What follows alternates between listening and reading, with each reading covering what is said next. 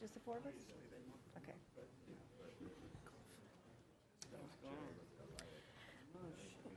I don't like this chair. I switched chairs.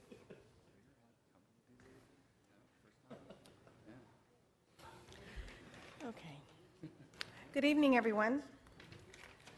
Welcome to the monthly meeting of the Arlington Board of Zoning Appeals, which is also known as the BZA. I am Cecilia Espinoza, Chair of the Board. The board is made up of 5 citizens appointed by the Circuit Court. They include myself, Vice Chairman Monica Craven, Charles Smith, who's to my right, and Terry Russell, who's at the far right, my far right. Judy Freshman is also a member, but she's not with us this evening.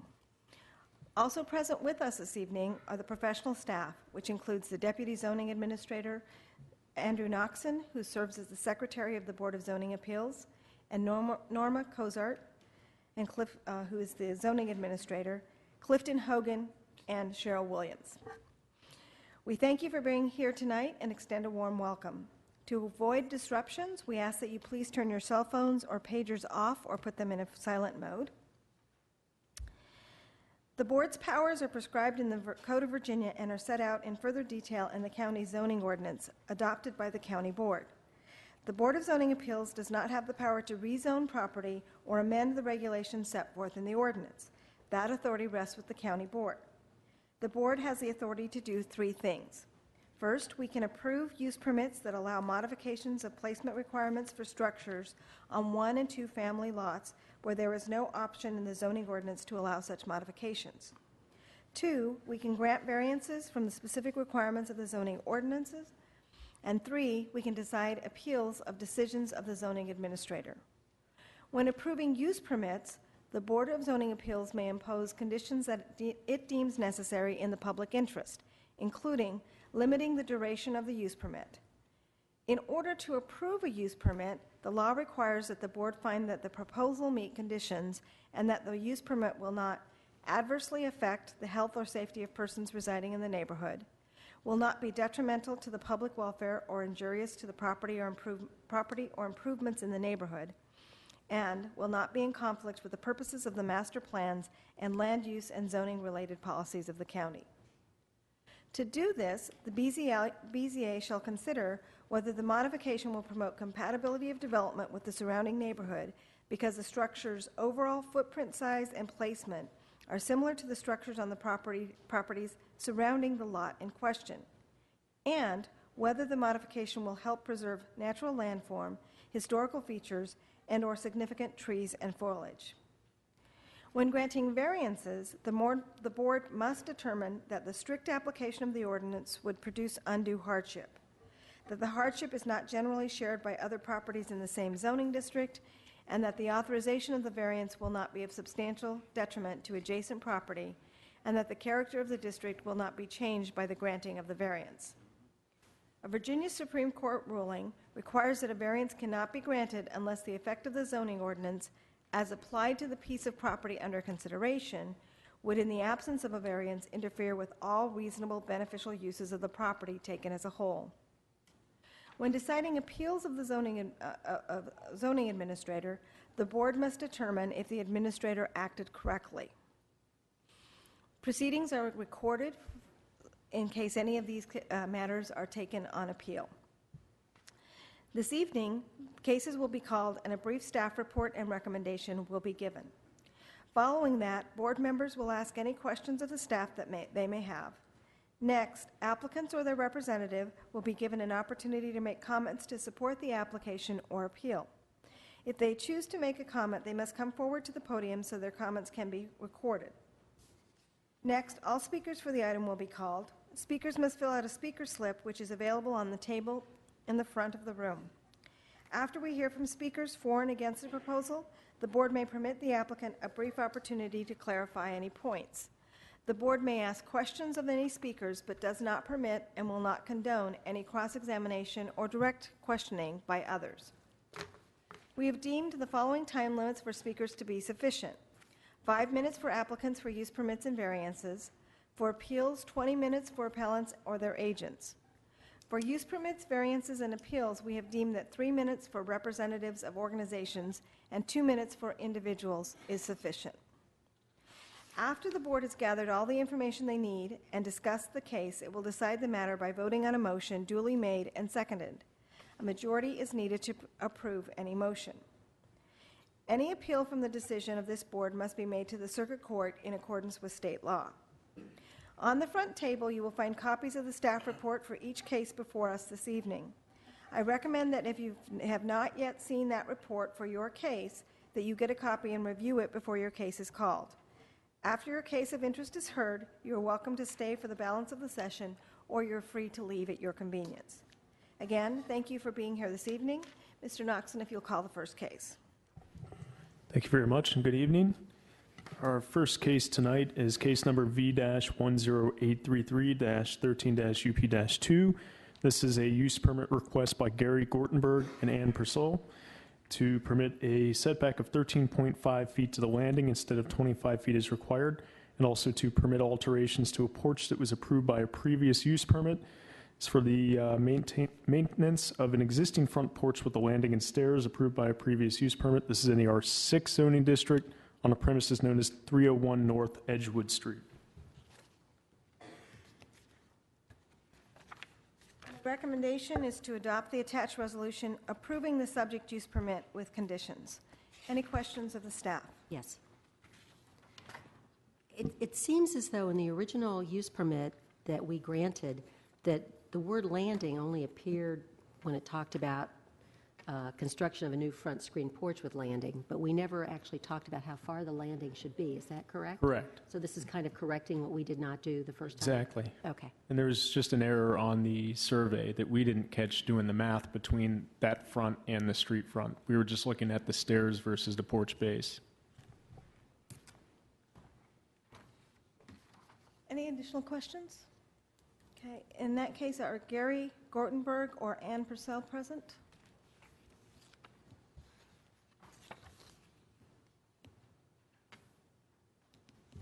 Hello.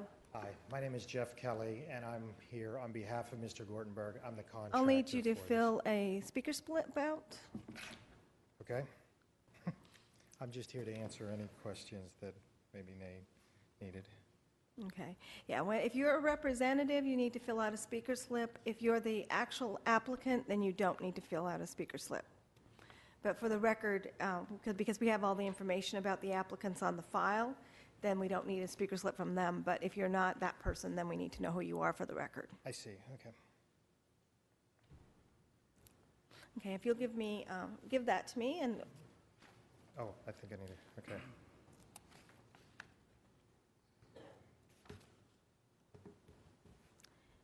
And I think we've sort of made a record already that this is a correction of a previous calculation that didn't take into account the landing. Is there anything further you'd like to say about this? I think that covers it. Yeah, and the error on the plat, was that something that you were aware of, or when did it come to your attention? We were not aware of it until we went to call the final inspection, and the final inspector came through and pointed that out to us, so. Okay. Any additional questions? Ready for a motion? If not, I am ready for a motion. I move the Board of Zoning Appeals adopt the attached resolution granting use permit V-10833-13-UP-2, subject to the conditions listed in the resolution. Second. Moved by Ms. Craven, seconded by Mr. Smith. All in favor? Aye. Aye. Hearing 4 ayes, the motion carries and the permit is granted. Thank you. All right, our next case is V-10940-14-UP-1. This is a use permit request by Fevin Waldo to permit a setback of 18.6 feet to the eave and 19.6 feet to the porch base from the North Cameron Street right-of-way instead of 25 feet as required. This is for the construction of a new front porch with steps. This is in the R5 zoning district on the premises known as 2001 North Cameron. And the recommendation is to adopt the attached resolution approving the subject use permit with conditions. Any questions of staff on this application?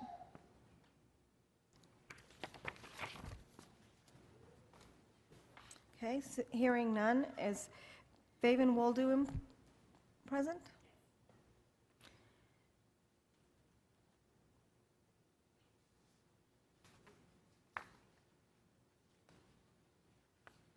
Do you have any questions, or is there anything you'd like to share with the board?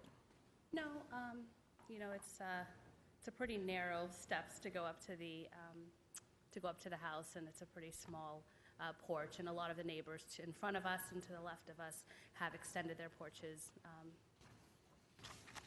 We'd like to do the same. Okay. Question? Yes, Ms. Craven. I have a question. In your application, you state that there's the removal of a damaged existing front porch? Well, there's a lot of areas where it seems kind of just unsafe. I've got 2 little kids, and, it's just a really old steel porch, so just removing it would be, Okay. So the home's been re-sided, is that why it looks so new? yeah, yeah.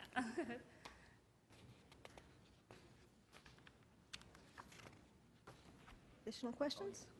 Madam Chair, I have one question. Maybe it goes to staff, and it's about the letter from Mr. Bassian, or Ms. Bassian, Alexandra, the president of the Civic Association. I guess it refers to 2 different civic associations. Highview Park and John M. Langston. That's true.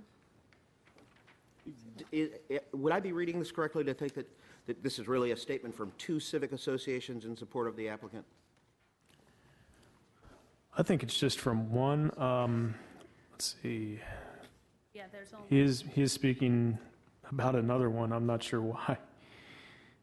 I guess it's close to Halls Hill, but it's, Unless he's the president of both of them, which could be possible. it could be. Arlington. So that's the one we just got, okay. yeah, she's the newly elected president of the John M. Langston. I think she was a little, the community is Halls Hill, Highview Park. Okay. That's, yeah. Yeah, she just, I think she meant to say John M. Misnamed it when in one part it says Highview Park, Halls Hill, but it's the John M. Langston Civic Association, which encompasses that geographic area. Gotcha. Okay. Very good point. And that was with the letter that was just received this evening, which is why I had trouble finding it. Okay. If there's no further questions, Madam Chair? I was going to say, Mr. Smith, are you going to jump in? I'm very fond of porches, and so therefore I move that the Board of Zoning Appeals adopt the attached report granting use permit V-10940-14-UP1, subject to the conditions listed in the resolution. Second. I'm going to go with Ms. Craven. Mr. Smith moves, Ms. Craven seconds. All in favor? Aye. Aye. All 4 members having voted affirmatively, the motion carries. Thank you. Next case is V-10941-14-UP-1.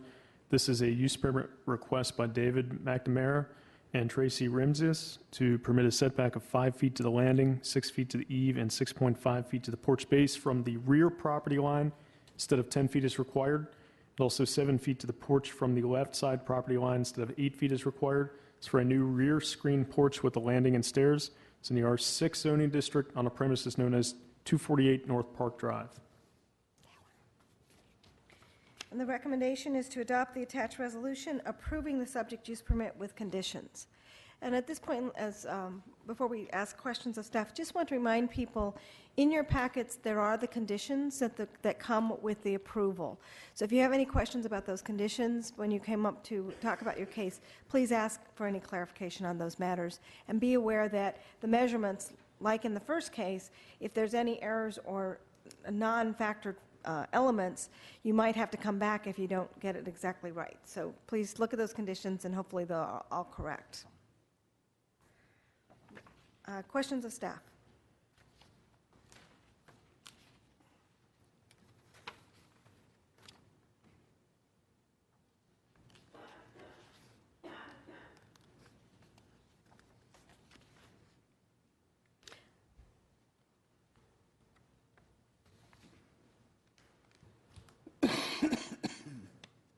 Mr. Knoxon, just in terms of the reports in the final, this would be another one where we need to add the word "to" in the proposed changes.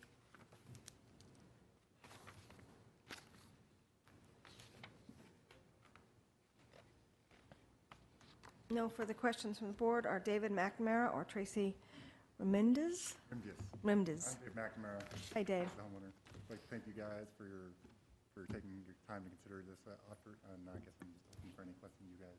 You need to speak into the microphone a little bit more. Yeah. If you want to put that up a little bit, you can pull that up as well. There's either microphone and/or you can push up the whole podium. But if you're okay, that's good. Anything you want to tell us about? I thank you for providing additional letters of support. The main thing is that probably the only feasible way for us to achieve a screened-in porch on our property would involve, some degree of getting into the setback requirements. But overall, by removing the large porch area that's what's pictured right now, we're going to end up reducing the overall footprint of our home on the property. So I think that offsets the slight encroachments into the setbacks. And you have a very uniquely shaped lot. Yeah. And Madam Chair, coupled with the placement on that oddly shaped lot, it's it's substandard in size, at least in width, I believe. I guess you can't even, it's the craziest shape. And Four-sided with a bend. Yeah,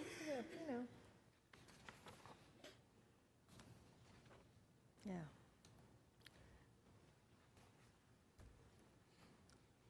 Any questions?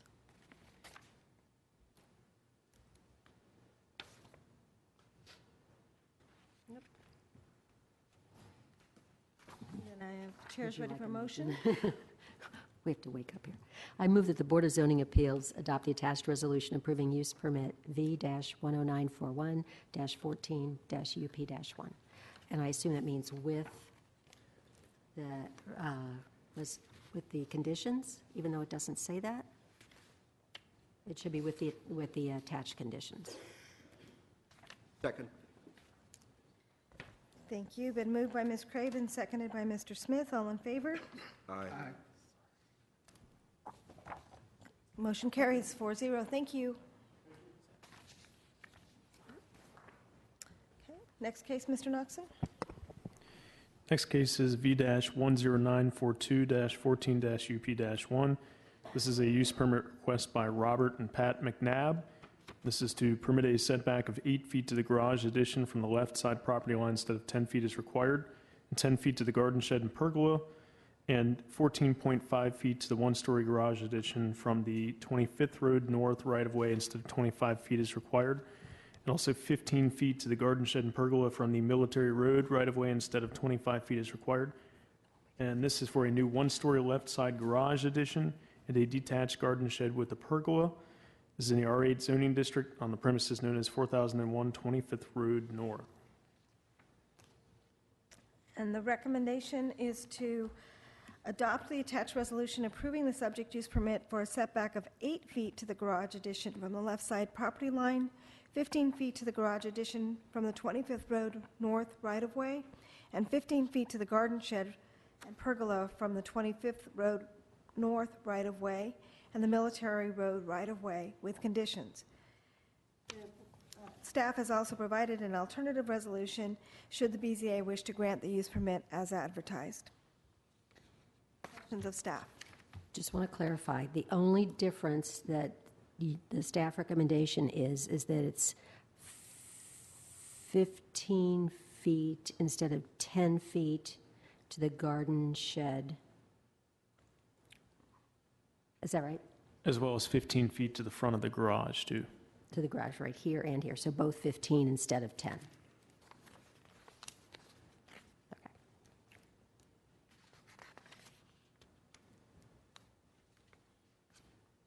Oh, that's already 15. So just the 15 feet to the garage addition. That's the only number that looks different, right? Am I wrong? Well, 15, No, it's 15 feet to both Okay. structures. Gotcha. The garage, currently they're asking for 14.5 to the garage addition. Right. Okay. It's just, yeah. Any additional questions? Okay. I think I got it.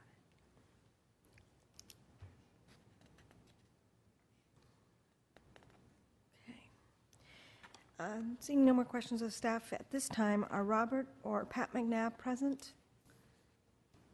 Or is it Frank Dykmeister? I'm Robert McNabb. Frank is my architect. Okay, so, I'm sorry, I didn't get his last name correctly. Okay, and Mr. Dykmeister, you're at 2000 North Kensington Street, is that correct? Okay. So are you Robert or? I'm Robert. Okay, Mr. McNabb, why don't you tell us, first of all, if you got an opportunity to see the alternative recommendation of the staff, and if you could comment on that, and then tell us what you would like to do. I would defer to Frank on the staff recommendations. Okay? We'd like a double garage, obviously. There are parking issues on our street. It's a narrow street that was remodeled several years back by Arlington. It was narrowed then. Prior to the remodeling, we had parking on both sides. Now, the opposite side of the street has no parking, and there's parking only in certain portions of my side of the street. So this would go a long way, in my view, of alleviating the parking situation on the street. And can you fit a full car currently behind the garage, and will that be changing? In front of the garage, we can. We can park in the driveway now, yes. Okay. And you'll still be able to do that if you put in? Correct. So this would create 3 new parking spaces, basically. Great. Okay. Additional questions of Mr. McNabb? If not, maybe we could have your architect come forward and... Evening. Good evening. If I understand the board's or the staff's recommendations, there's 2 separate items, of course, the garage and this garden shed pergola. And for the garage, we've asked for a 14.5-foot setback, and you all have approved it, not at 14.5, but at 15. Well, the recommendation is to approve it at 15, yes. Right. The recommendation. If that's done, we're not able to really move the garage backward to do that. Our design calls for us to reuse the side and rear walls of the existing garage, so we don't move that foundation and encroach on plantings and so forth behind the garage. So that 6-inch difference would make us lose that much depth inside the garage. One other thing I noticed, I think, in the report is... So can I ask a clarification? So currently you're saying it already encroaches 15 feet, or? No, 14 we're trying to enlarge the garage toward the front and the side. That's why we're asking for a use permit for the front yard setback and the side yard setback. That was why I was asking about the cars and whether you'd continue to be able to fit 2 cars in front of the garage. Oh, after the, yes, we would be, but obviously a 2-car garage, they have two good-sized cars that they'd like to be able to accommodate inside the garage, and with a little space for potting and so forth. They're very avid gardeners. That's kind of the gardeners, and it's kind of where the garden shed idea came from also. But staying with the garage, that 6-inch difference will make us lose that much space inside the garage. It was my only point. We'd like to keep that if we could. The other thing I'll note while we're talking about the garage is that it's described as a 1-story garage, which it essentially is, but there's an attic in our design. There's space inside inside the roof, with a bit of a dormer shape on the roof. Trying to keep the roof shapes in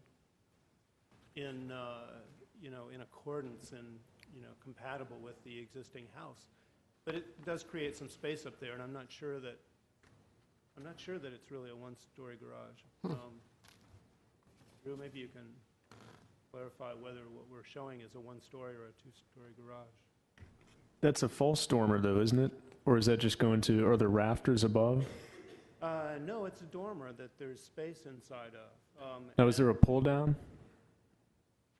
You know, a pull-down ladder to access? I haven't shown a stair.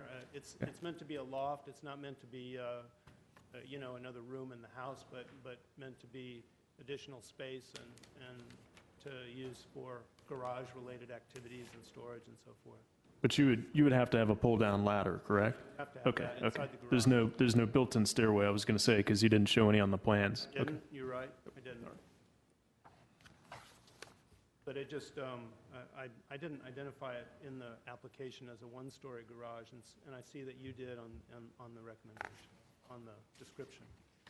But it doesn't act as any more than a one-story garage, really. In terms of rooms in the house, Or headroom to have, but there is usable space up there. I just wanted to note that in case that would be some sort of tripwire later on. Well, and There's kind of, I guess I'd call it an attic. I guess, Mr. Knoxon, we've talked about this before. There's a point at which it turns into 2 stories if the kick wall, knee wall. There's 1.5 versus 2 versus 1. I wouldn't even call this a half story if it's, you know, there's no true access to it. It's like having a crawl space under a building but above instead, you know. It's not truly living space or anything, conditioned space, really. I would just say that in order to use that space for storage, we would have to make some sort of access, some sort of pull down or stair. I guess it didn't occur to me to show that at this point. so Mr. Knoxon, if there would be stairs, would that have to be in the drawing when we approve this use permit? Not if they were pulled down. I mean, usually we don't see that kind of detail until they show us framing drawings and things for the building permit, because those are all If it was real structural stairs, which issues. doesn't seem like the decision has been made yet. So if it was stairs, would we not need a condition that said that that space could not be used for certain Yes. things?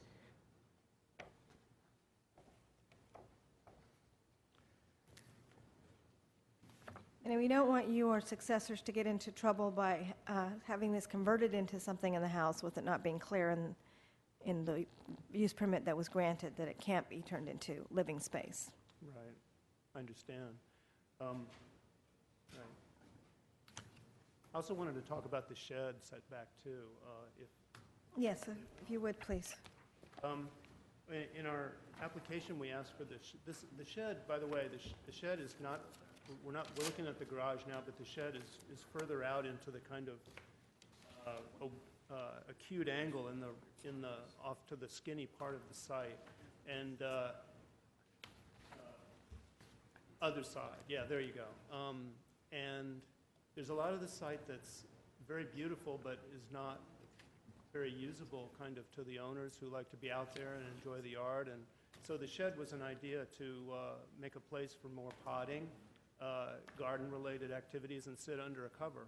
It's open and very light, and you can see this is kind of up on the top of this stone, sort of meandering stone retaining wall existing that is varies from like a foot to about 4 feet in height on the downhill side. So this little shed, pergola / shed, is kind of was designed to kind of go right up along the wall and kind of be very almost feel like part of it, although it doesn't touch it. So that's why we asked for a 10-foot setback there. I know that's pretty close on the front. And you, in the recommendation, have said, let's make it 15, which would kind of push it another 5 feet to the rear and away from that wall. And I feel like that would weaken the design, I think. And I guess I question whether moving it either way, it's on the downhill side and low as you see it from 25th Street.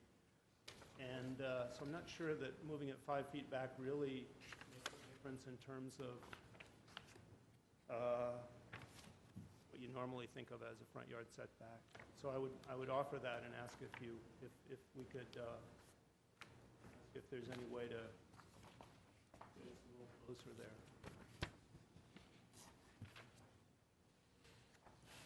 Questions? You understand what I'm saying? Does that make sense? Well, I see it on the drawings.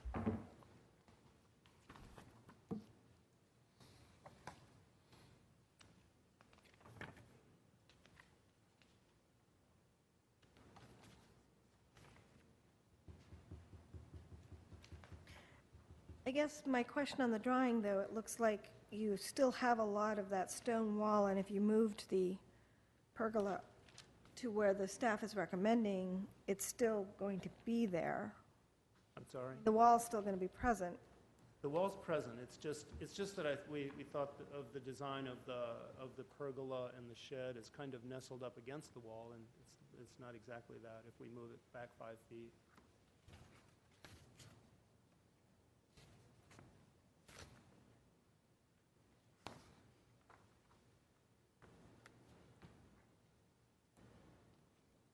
So the tree we're looking at in the picture, is that which of the trees? I don't know if you can look in your design. I'm looking at the drawings.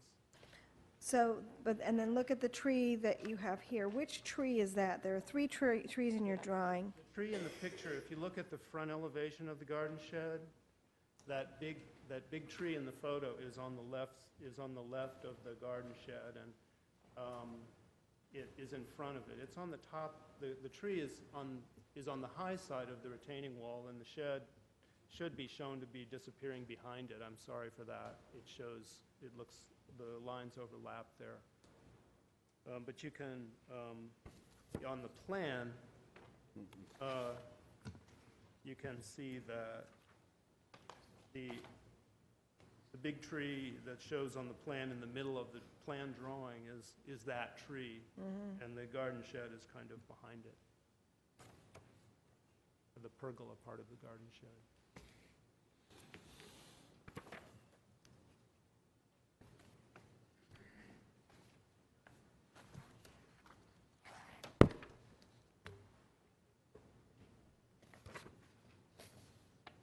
I guess I'm seeing the wall that it goes far. I'm trying to understand why, given the length of the wall, that couldn't just be moved up 5 feet. Oh, it could be. There's no question it could be. It's an aesthetic choice, I guess you'd say. Okay. Move back, you mean? Yeah, move back. Up towards the house. Away from the wall. Not toward the house, toward the back of the lot. I think, if I understand the recommendation is to move it 5 feet back away from 25th Street, which would not make it any further from the house or closer to the house, but Right, correct. Got it. right.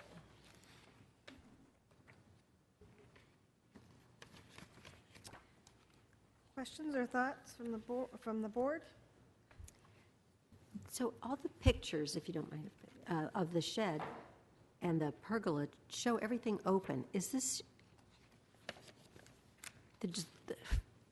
a conceptual thing, and so I'm not seeing the walls? There are no walls. There's no walls at all, just a little Just roof? a pergola portion. That is that flat-ish section on its left as you look toward the front, and then at the end, away from the house, a pitched roof, and it's open underneath. Looks very So cool. no walls to the shed. Now, I've called it a shed. It's probably not. It's a shelter, Not that correct. as opposed to a shed. It's really just a shelter. It's so Shelter, interesting. okay. A pergola with a sheltered end. Right. The length of it will be uncovered. And then at the end, you'll have just a small pitched roof. Yeah. It's 13 by 10, it looks like. Right. And then that length is exposed with just, with beams across that I presume things will grow on. Right, that's Okay. correct. Pergola, with a little shed at the, no, I think you're right, shed is not the, A pitched roof, shelter. Yeah. And it's kind of hidden in the trees. Yeah, that's the idea of it. I'm okay with it. Do we have a picture of the street where? So is that the view? And can you describe? That would be the rear view. That's from Military Road. And will the pergola be visible from that view or no? Well, it's largely hidden by the vegetation, but I think you can glimpse that stone wall through the vegetation a little bit, so I can't say it's not visible. But if you're down there, I have So to say that that's sort of at the fence level, that's what you see is the stone wall there? above the top of the fence, the little dark strip, Yeah. that's, actually, I think that dark strip is toward that end, the stone wall kind of peters out. The sort of slanting tree there is about the extent of, stone wall kind of goes up to nothing. And you can see, I don't think you would really even sense the shed very much from these angles, maybe when there's no leaves on the trees. Okay, no further questions, let us deliberate, and we'll, if there is anything to say.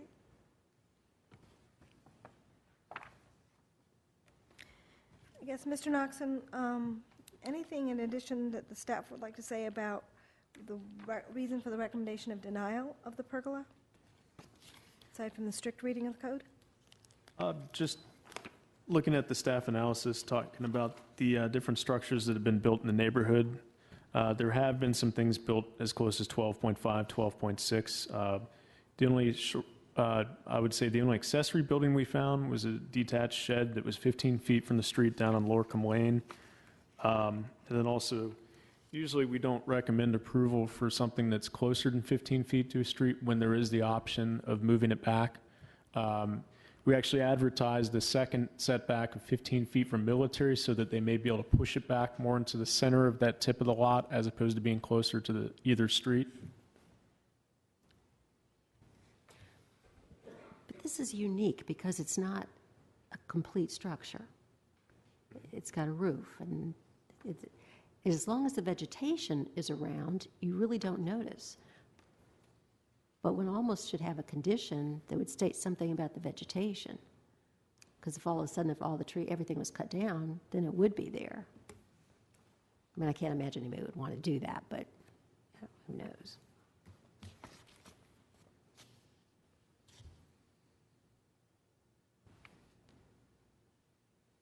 Madam Chairman, Yes, Mr. I'd Noxon. like to make a comment about the garage. The staff is is recommending, in fact, that the 8 feet instead of 10 feet be granted for whatever yard that is on that side of the strange lot. And that is only, that just touches the back corner of the garage. So if you actually drew 10 in, it would be some little triangle on the back of that garage, but they're recommending approval of that. The same is true for the 6 inches on the front.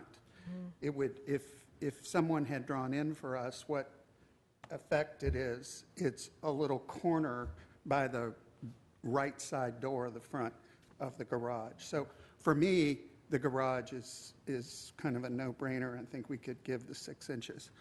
And then my comment on the pergola shed is that that's what it looks like if we condition that it can only look like that and not be enclosed as we would normally do.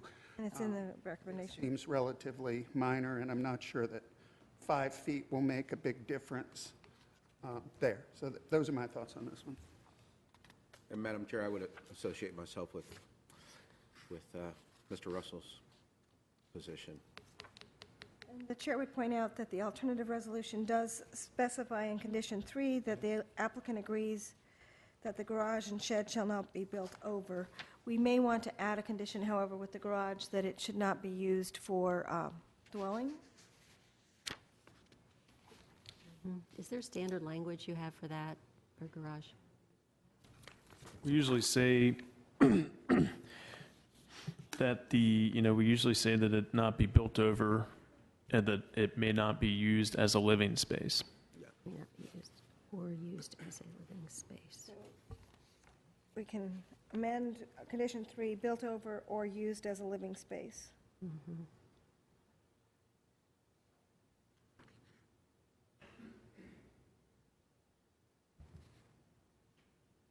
Madam Chairman, Mr. Russell? but I think we would want them to have the ability to use it as an attic for Right. Christmas decorations or whatever they might like to store up there. It does show a window on the side, Right, which, but not a living I think space. living is, it qualifies that so that they could use it as storage. That doesn't infringe on that purpose, which is a very legitimate one. And it's done very tastefully. And we do that usually when people do the detached garage that has a half story or, you know, a loft on the second floor. We say not a living space, but they're using it for an office or storage or something like that. It's pretty typical, well, office would be living space, I would say, versus storage space. as opposed to a dwelling. So we can make that differentiation too. It shall not be used as a dwelling. Leaving them more option to utilize it for more than just storage if they wanted to. Grandchildren playing as the, Ham shack. Well, we know if they come in with an actual fixed stairway, something more than what they're showing us now, you know, we would make them return to the BZA. Okay, Cure hams. that sounds And we'd good. be calling it a 1.5 story garage with a, you know, actual living space above, other than just storage. Okay. so would we need to clarify living into dwelling, or is living sufficient, Mr. Noxon? I think we can say dwelling. Is the board comfortable with that? Okay, we'll take a friendly amendment to dwelling space.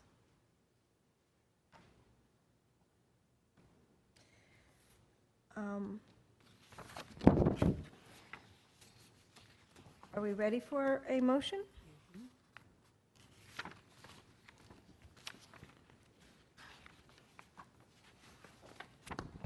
Russell? Madam Chairman, I move that the Board of Zoning Appeals approve the use permit V1094214 UP1 as listed in the alternative resolution on page 6 with modifications to condition number 3. As we have just discussed, I believe it would read, the applicant agrees that the garage and shed shall not be built over and may not be used as a dwelling space. Yeah, or used as a dwelling space, may not be. Or be used as a dwelling space, subject to those conditions as modified. Second. Moved by Mr. Russell, seconded by Ms. Craven as amended. All in favor? Aye. Motion carries 4-0. Thank you.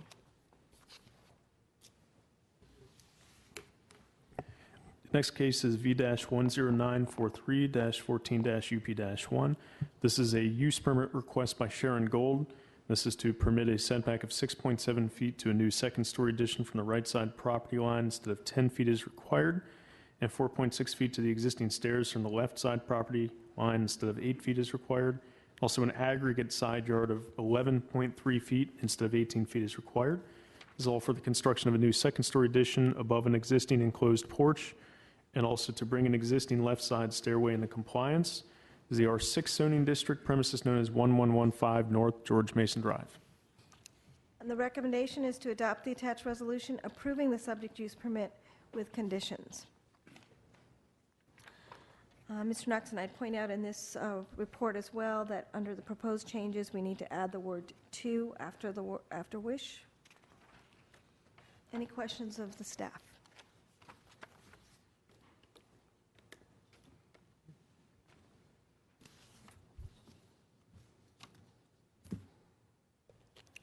Seeing none, is Sharon Gold present?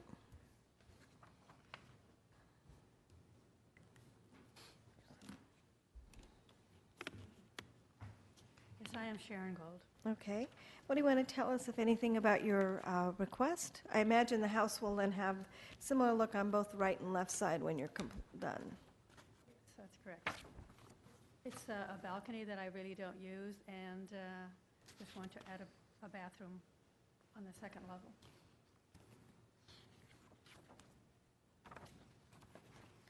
Any additional questions of Ms. Gold?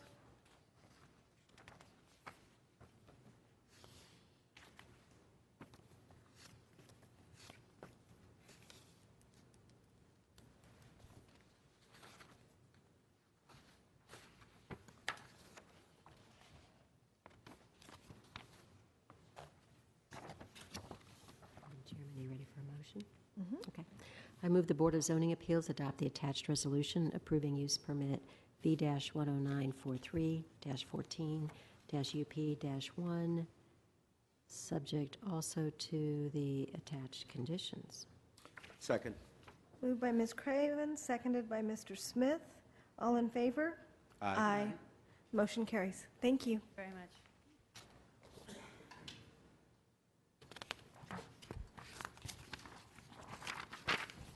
Okay, our next case tonight is V-10944-14-VA-2, and this is a variance request by Erica and Jonathan Lord to permit a main building footprint coverage of 32.1% instead of 30% is permitted.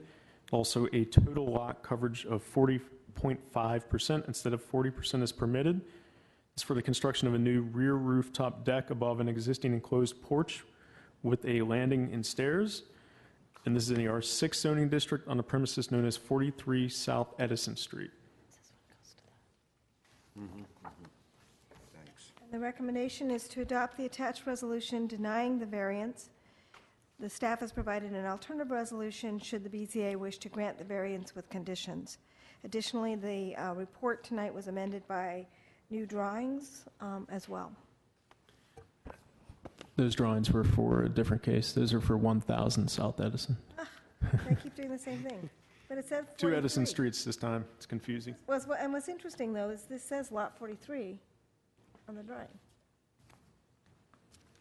Right, that's That was why I was confused. 43 versus the address. Yeah, versus the address 43. But anyway, I was looking at something that didn't belong to you. This is lot 4. Yeah, but I just looked at the additional thing. Question of staff?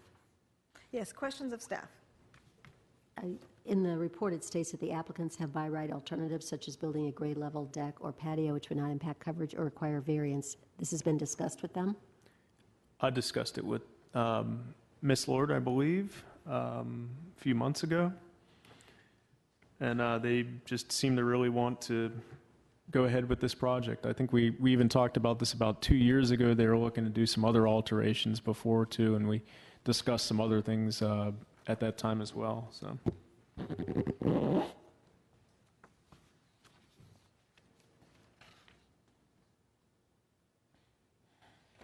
Okay. Any additional questions of staff?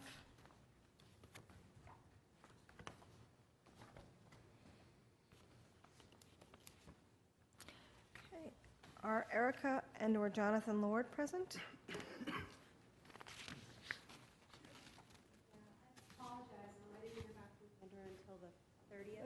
Stand in front of the microphone. Of support from our neighbors. Okay. If you want to hand those to Ms. Williams or Mr. Russell, actually, and he'll hand them down. Thank you.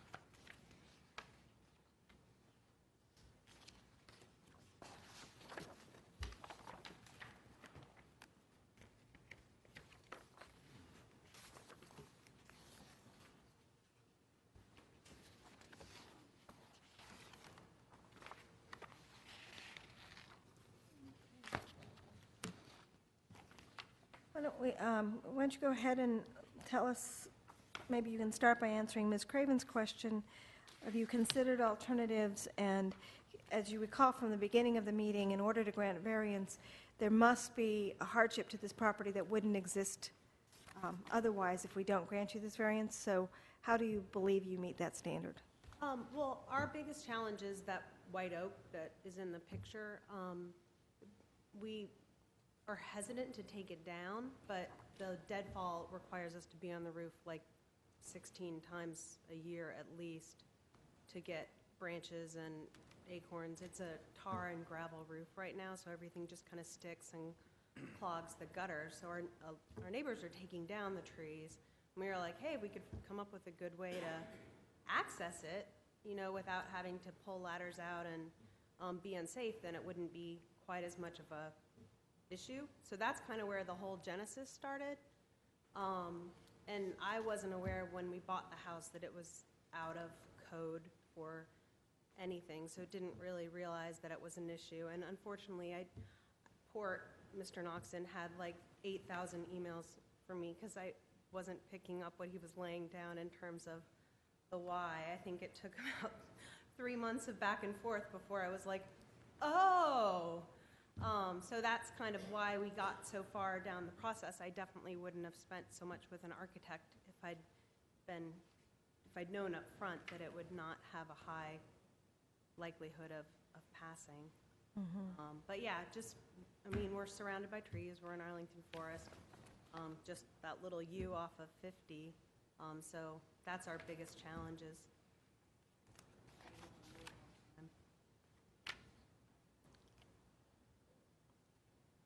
And then it doesn't look like you have a letter from the neighbor on the left side of your house. You have them from, He's a renter. so 47 is a renter? They're an Army colonel, and he's not local, so, or I've never met him if he is.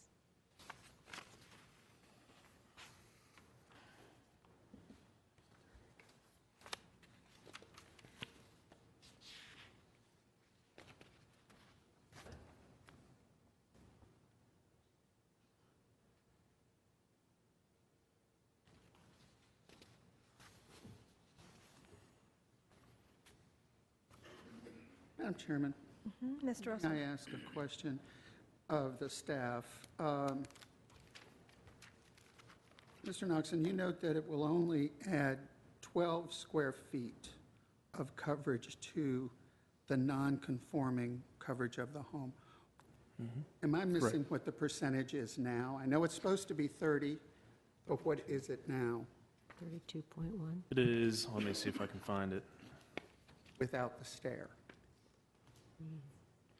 I think it's only a 0.1% difference. It's very, very small. 32% now, Small. and this would take it to 0.1 with the 12 square feet for the stair. Right. Thank you. Because the existing house is so very non-conforming in that regard, if you want to call it. Of course, all that work was done pre-2005 when the ordinance amendment for coverage was done. So. Right. So sort of what we're considering in a way is the staircase. In The terms of landing. coverage. The landing Not of even the staircase, it's Just the the landing. landing of the staircase, that's right. Which at least we remember to include this time. Yes. Thank you.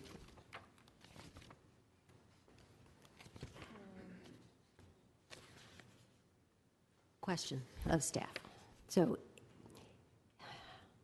if the landing wasn't there and one didn't, if they wanted to do anything, would we have to give them a variance because it no longer meets anything they want to do at all? But they can like repair the roof, can they not?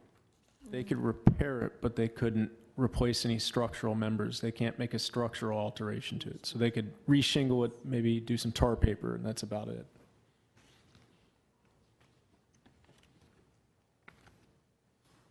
Any moving of the boards eliminates the grandfather.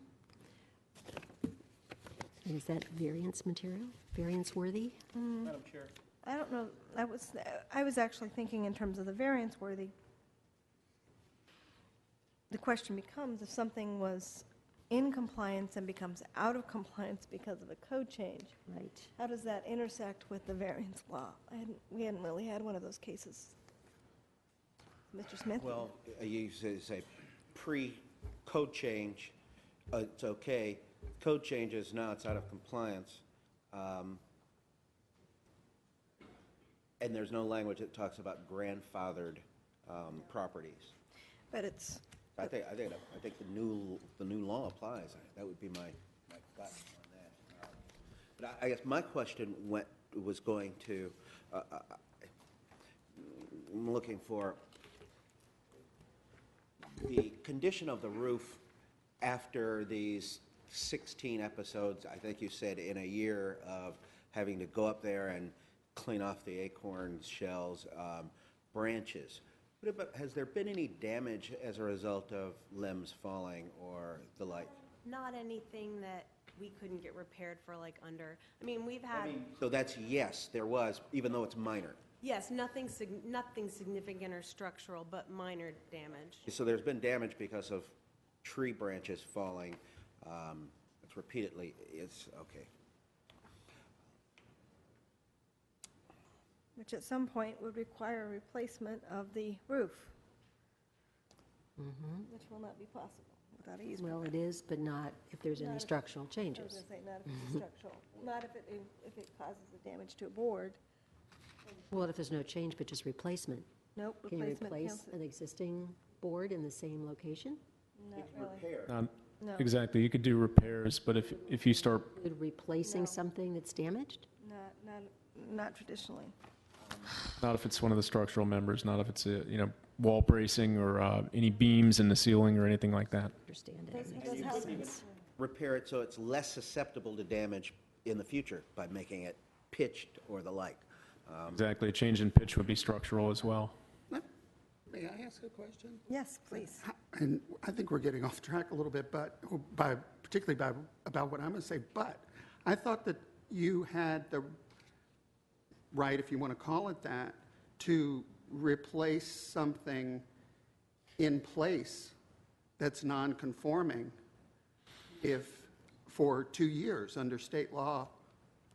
Well, under a force majeure, a hurricane hits and destroys a certain percentage of the home, you have that right under the ordinance. Well, then, God knocked a limb out of the tree and it went through that wall. It seems to me that would be, That's where I was kind of going. I was looking for that condition and the tree creating a unique condition as in that it continuously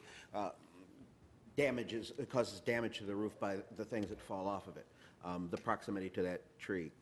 I'm trying to find a unique condition to the property. Had we been looking at a case where a tree smashed through it, we would be looking at this completely different. They may not even require the variance in that case, so. Oh, That would be what-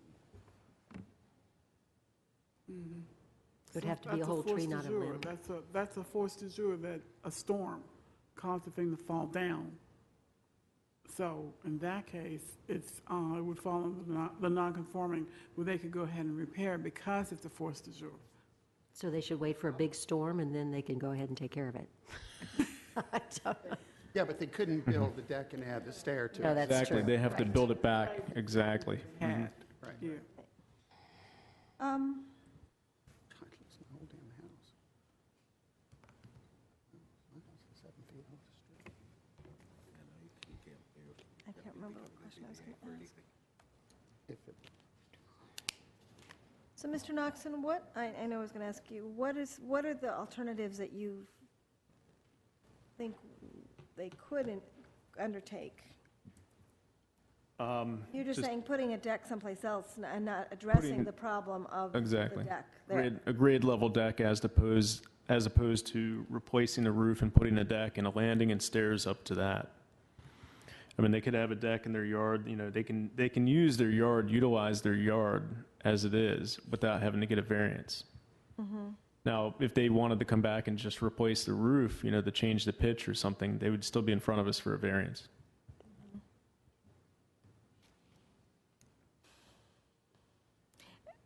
In that case, is there justification?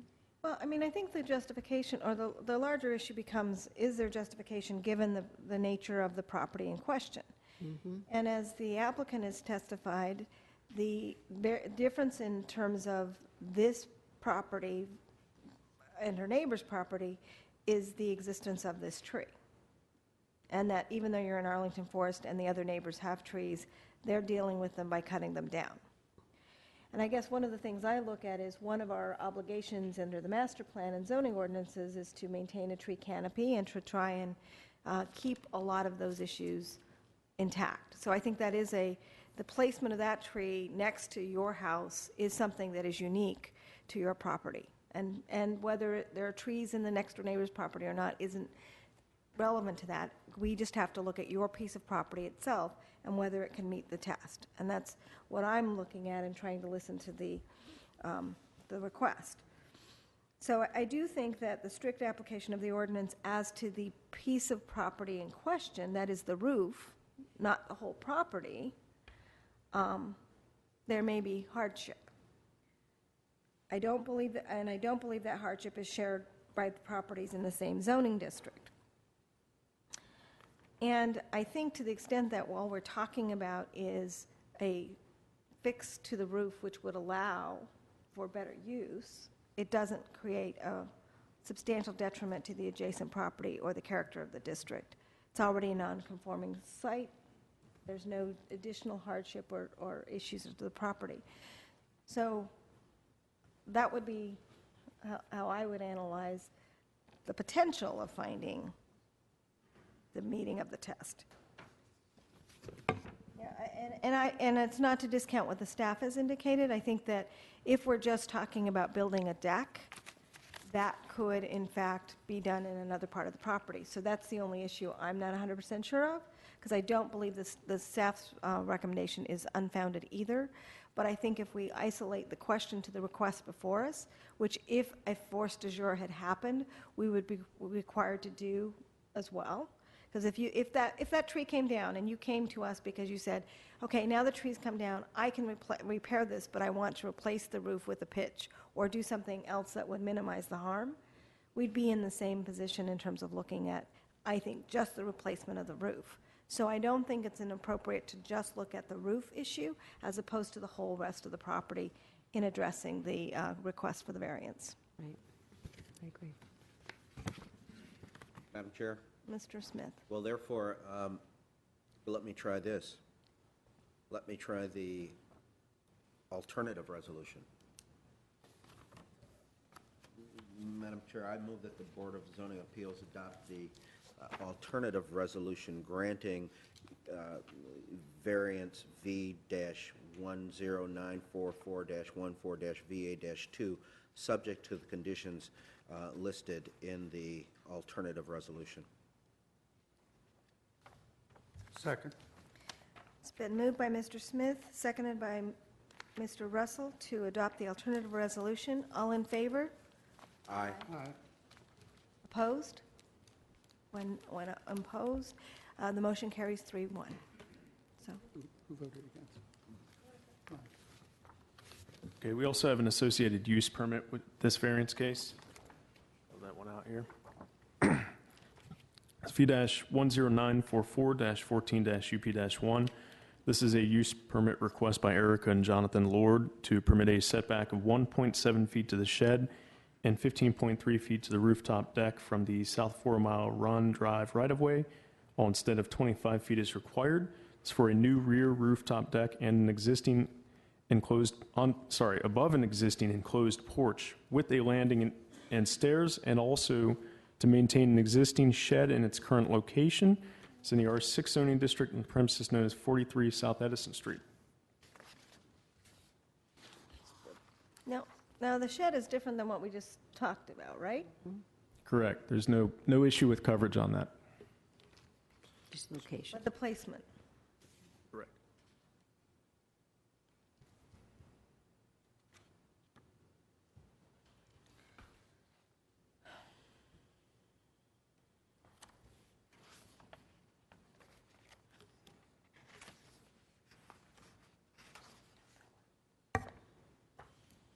Okay, any questions of staff?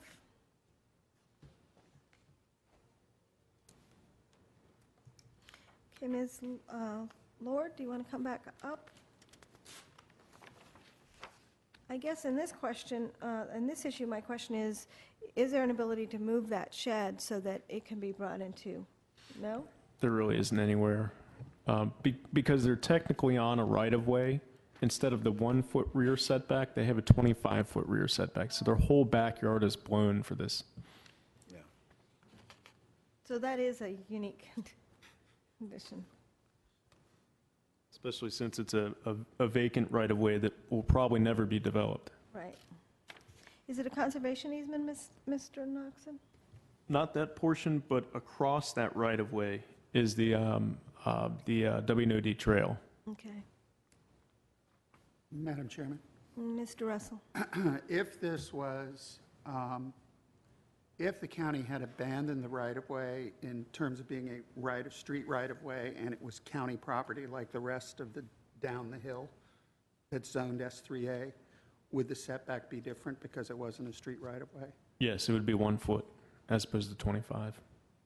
And I would say that in terms of future planning for streets that may or may not be ever built, that this technically could be abandoned and that at some time in the future could be, by the county, redesignated a right-of-way if somebody ever thought they wanted to put a street through there? Would be possible. I'm asking actually Ms. Cozart because she used to buy this stuff for the county. I mean, the county can always build a street on their right-of-way. Exactly. Or they could choose to abandon the right-of-way and never build a street.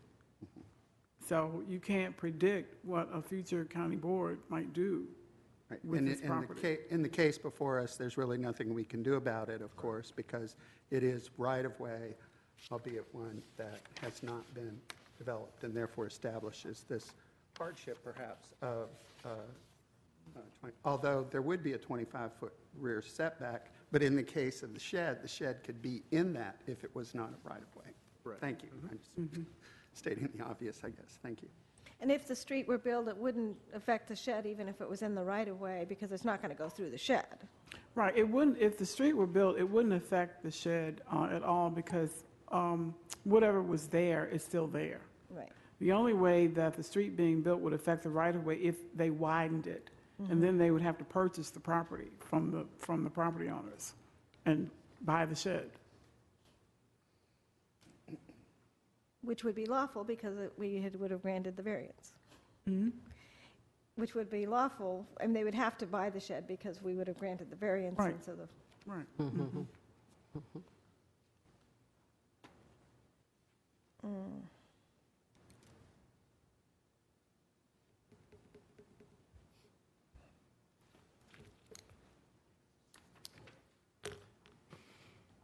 Any additional questions? Yeah, just a quick one.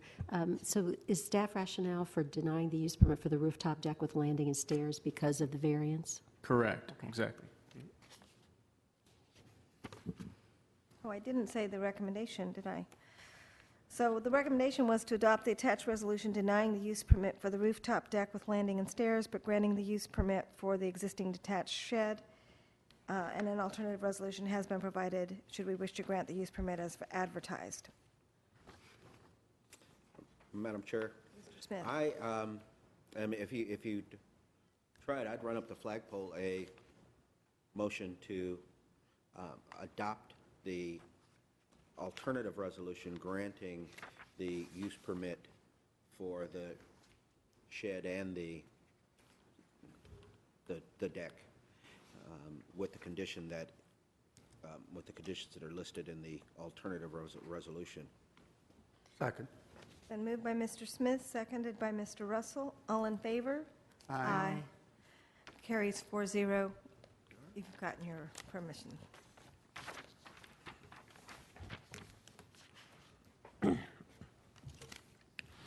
Okay, the next case is V-10945-14-UP-1.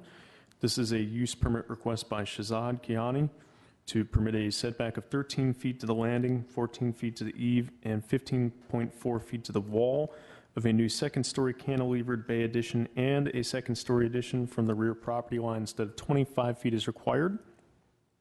So 4.4 feet to the eave, 5.9 feet to the wall of a new second-story cantilevered bay addition from the right side property line instead of 10 feet as required, and also 4.4 feet to the eave and 5.9 feet to the wall of a new second-story cantilevered bay addition from the left side property line instead of 10 feet as required, 20.7 feet to the porch base, and 22.7 feet to the new second-story cantilevered bay from the South Langley Street right-of-way instead of 25 feet as required, and finally 7.2 feet between the main building and an existing shed instead of 8 feet as required, then an aggregate side yard of 8.8 feet instead of 18 feet as required. This is all for a new second-story addition with front, right, and left side cantilevered bays and a new rear stoop with stairs. It's in the R27 zoning district on a premises known as 1928 South Langley Street.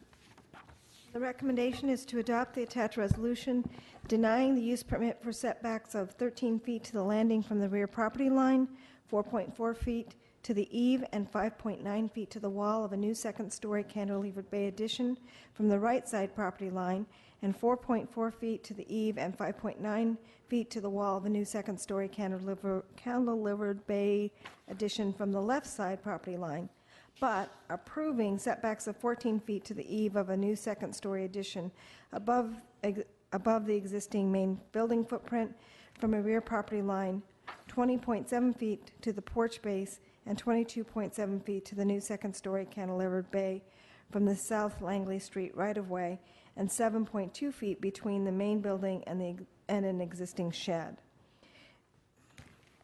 Questions?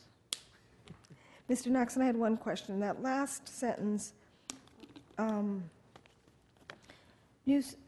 says, and 22.7 feet to the new second-story cantilevered bay, I can't say that word, cantilevered bay from the South Langley Street right-of-way. If you're denying the request for the cantilever on both sides, why is it still called a cantilever?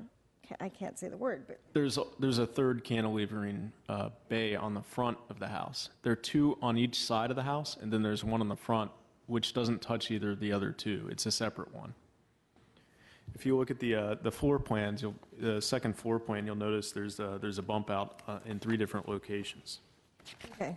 I think it might be clearer in the report, though, to say, especially given your recommendation, it would have been clearer just for me, because I was confused, to say to the new second-story front cantilevered bay, so that we know that the other 2 were gone and you were approving the front. Kind of like that encroachment thing where it makes us like, huh? Thank you. Any additional questions of staff? Yes. I'm not sure you can answer this, but do you have any idea why the applicant would have requested a variance and a use permit? In the application is checked off variance, and in the neighborhood outreach, he talks about a use permit and variance application. It was originally thought that they would need a variance for lot coverage. The applicant decided they're going to cut up some of that driveway on the right side, separate that, turn it into a patio as opposed to a parking area, because this is such a small lot. Yeah. It's about 3,100 square feet. Okay. They're over coverage as they are. This is that whole situation where it's a existing nonconformity, but they're going to be able to bring it into conformance by doing that. At least with coverage, of course, not the setbacks. And then the other question I had, Mr. Noxon, in the absence of taking away the 2 cantilevers on the sides, do we run into any problem with this house because of the size being so small that we run into in the other neighborhoods where it's more than doubling the size of the house? We don't have that issue here. Okay. That's in RA districts. Oh, okay. That was the difference.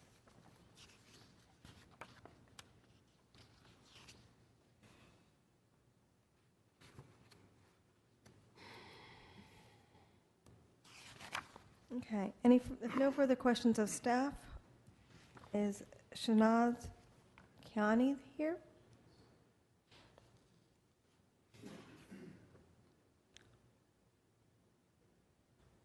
Shazad, sorry. I am working for him, so Okay, he's here. Okay, did you give me a speaker slip? You need to fill that out for me. Okay. Well, he's filling that out. Why don't you talk to us about what you want to do and any response you have to the staff's recommendation that you would not get the extension on the sides of your house, only the front of your house? Why don't you fill that out and then... As I understand, the front is permitted. Only the side, we are saying that it's not permitted. That's the recommendation. Okay. Well, I mean, if the shed in the back, is that making us not to have the word that you cannot pronounce, I can't pronounce it. Yeah, cantilever, yeah. Cantilever, to have it on both sides, would that be permitted? No, If you I were think- to take the shed out? I don't think it's lot coverage. I think they're just saying that's too far into the setbacks. That makes the house too wide. So that's their basis. The look of the house to bring it not like a matchbox, you know what I mean? Yeah. Do you know how much space would be lost if you do not do the pull-out?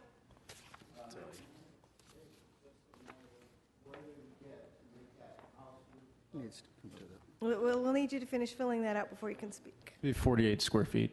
Yeah, and on one side, you'd lose part of a closet, essentially, but on the other side, it really works into that other bathroom. That's a real problem with that other bathroom.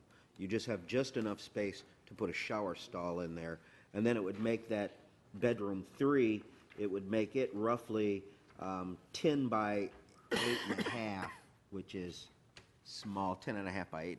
That's a small bedroom. I mean, it's feasible, but that's what it would do.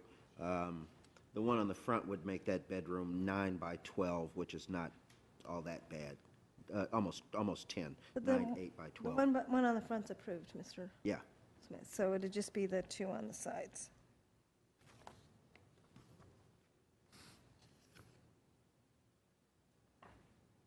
And I didn't realize initially that this was only in the back half. The first drawing seemed to be all of it.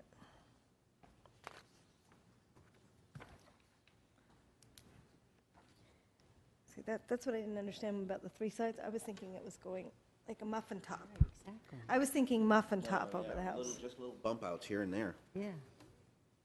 And I've seen them where they have cantilevered the whole back of the house or the whole Yeah. front of the house 2 or 3 feet. I've seen that, but Yeah. this is just You mean into a setback, right? No, not into a setback. Okay, so we'll let your agent speak, Hamid Mohammed, and you're with Home Run Builders at 1507 North Patrick Henry Drive, Arlington Boulevard, is that correct? Or Arlington, Virginia. Why don't you tell us about the cantilevers on the back? Cantilever is just to have some kind of artificial look. I mean,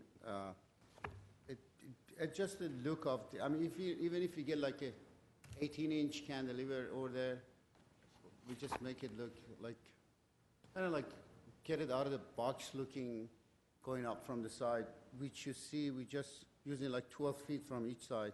We're not using the whole length of the house. And to make the house look actually, kind of like art and crafts, So not something just built up. And because of the neighbor hasn't improved much, maybe that helps the neighborhood to, encourage them to build houses, like, look better, I guess.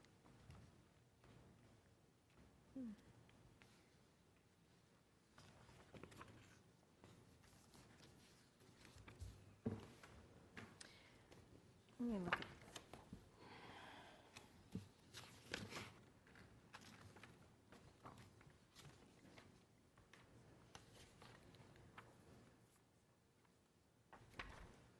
Madam Chairman, I have a question.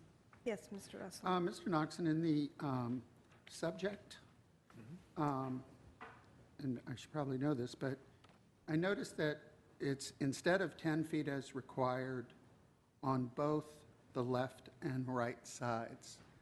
Is that the case in this district rather than that one may be reduced to 8? Yes. R27 requires 10 regardless. That's correct. On both sides.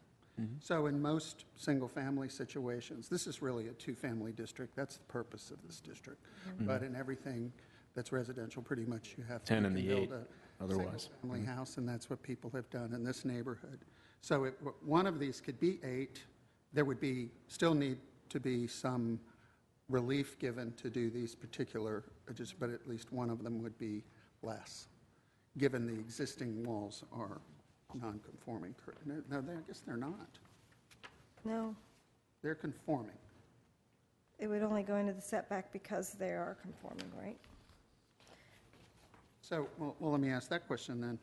Let me see. I'm confusing myself, of Well, course. they're 8 and 8. No, I mean, it looks like it's shorter on one side than the other. They're 8 and 8. That was going to be my question, Mr. Knoxon. Could he cantilever, well, I guess that would look silly if you front and one side.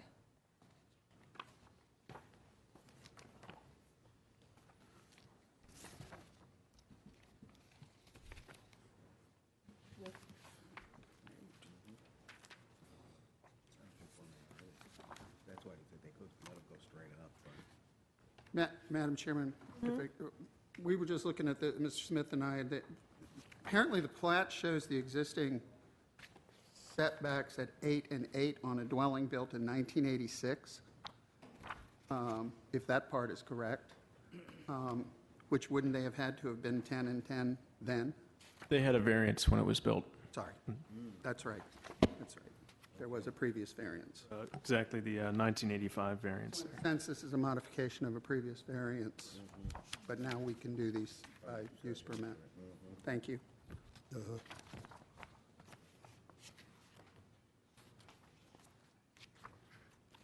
even if he goes straight up, he would need the use permit. The variance in 1985 didn't condition that you couldn't build up above it. Those didn't usually come into play until about 1995, around there. So they could without any sort of eave overhang on any side.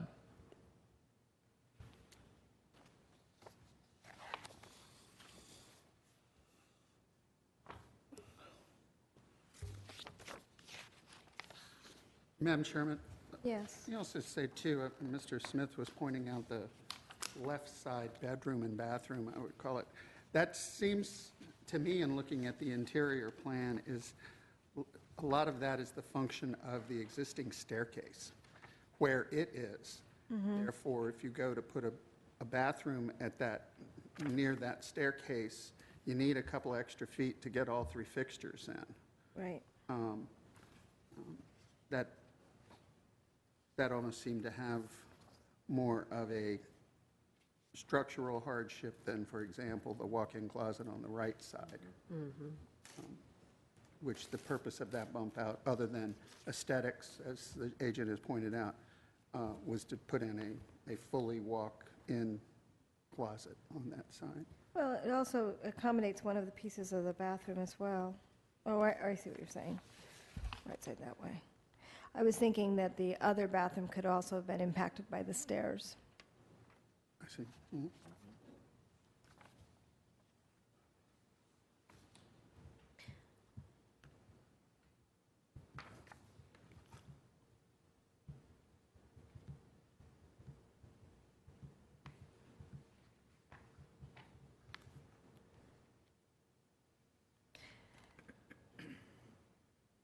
So we'd end up, if we grant another 2 feet, he's 6 foot into the setback, right?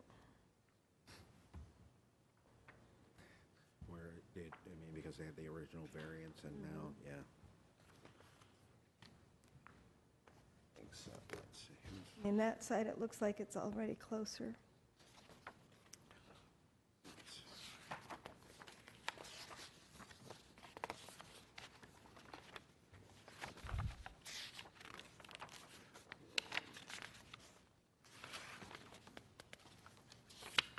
There is usually, Madam Chair, there's usually a map included that shows proximity to, Yeah, it's here. that's, thank you, Ms. Williams. Oh, there it is. There it is, yeah, there you go. Thanks, sir. That's what I was looking for. Okay. Because,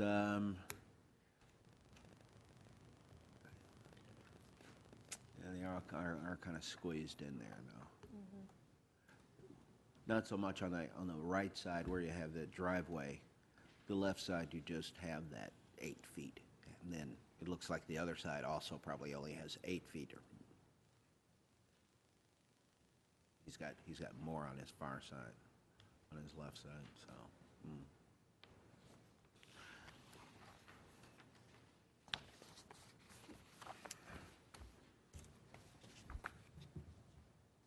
Yeah, we already have like 24-inch overhang roof there, so I don't know if that helps too.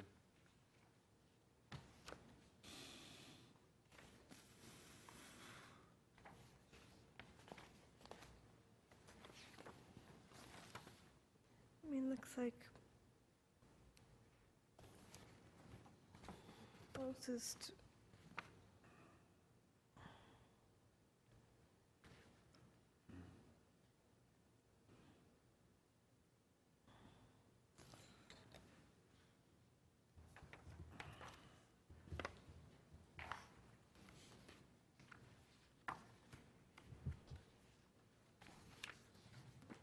If you just wanted to do a front porch, we'd be really happy.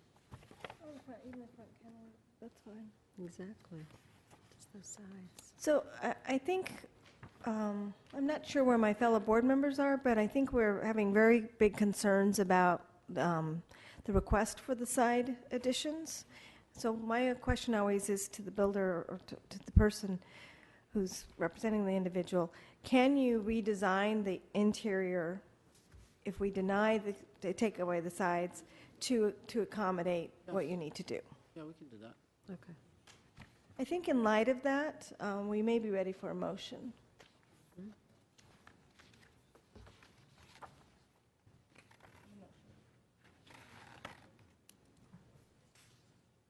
I'd give it to him, but no. I don't think we have the votes. So you can vote no. Yes, and it's the staff recommendation, yes, okay. I move the Board of Zoning Appeals deny use permit, gosh, this is not very well worded. It's not a use permit, yes it is. Use permit V-10945-14-UP-1 for the setbacks of 13 feet to the landing, 4.4 feet to the eave, and 5.9 feet to the wall of a new second-story cantilevered bay addition from the right side property line, and 4.4 feet to the eave and 5.9 feet to the wall of a new second-story cantilevered bay addition from the left side property line, but approving setbacks of 14 feet to the eave of a new second-story addition above the existing main building footprint from the rear property line, 20.7 feet to the porch base and 22.7 feet to the new second-story cantilevered bay from the South Langley Street right-of-way, and 7.2 feet from the main building and an existing shed for the construction of a new front porch and a new second-story above the existing building footprint with a cantilevered front bay, subject to the conditions listed in the report. It's been moved. Did I do that right? And Madam Chair, just for clarification of the motion, this is to go straight up. With the cantilever in the front. With the front cantilever. And did anybody wish to discuss the rear stoop and landing as well? I think we were okay with rear stoop and landing. Your motion, the Okay. staff's, It's the staff motion, it's just what I read. Okay, because the staff motion, I think we had to deny did we? Yes, we were denying the rear landing as well. Oh, I don't think we talked about the rear landing. Did you not put that in the motion? It's in here. I read this motion exactly word for word. Except I so added I would grant the landing on the back, and I would grant the front. And actually, I don't really personally have a problem with the sides, but with the builder saying that he could work with that. I'm just assuming it was in here. I would give him the landing, and then I would be. The recommendation was to deny the landing right in the beginning. Use permit for setbacks at 13 feet to the landing. May I show you the 3D design that we have? You may just.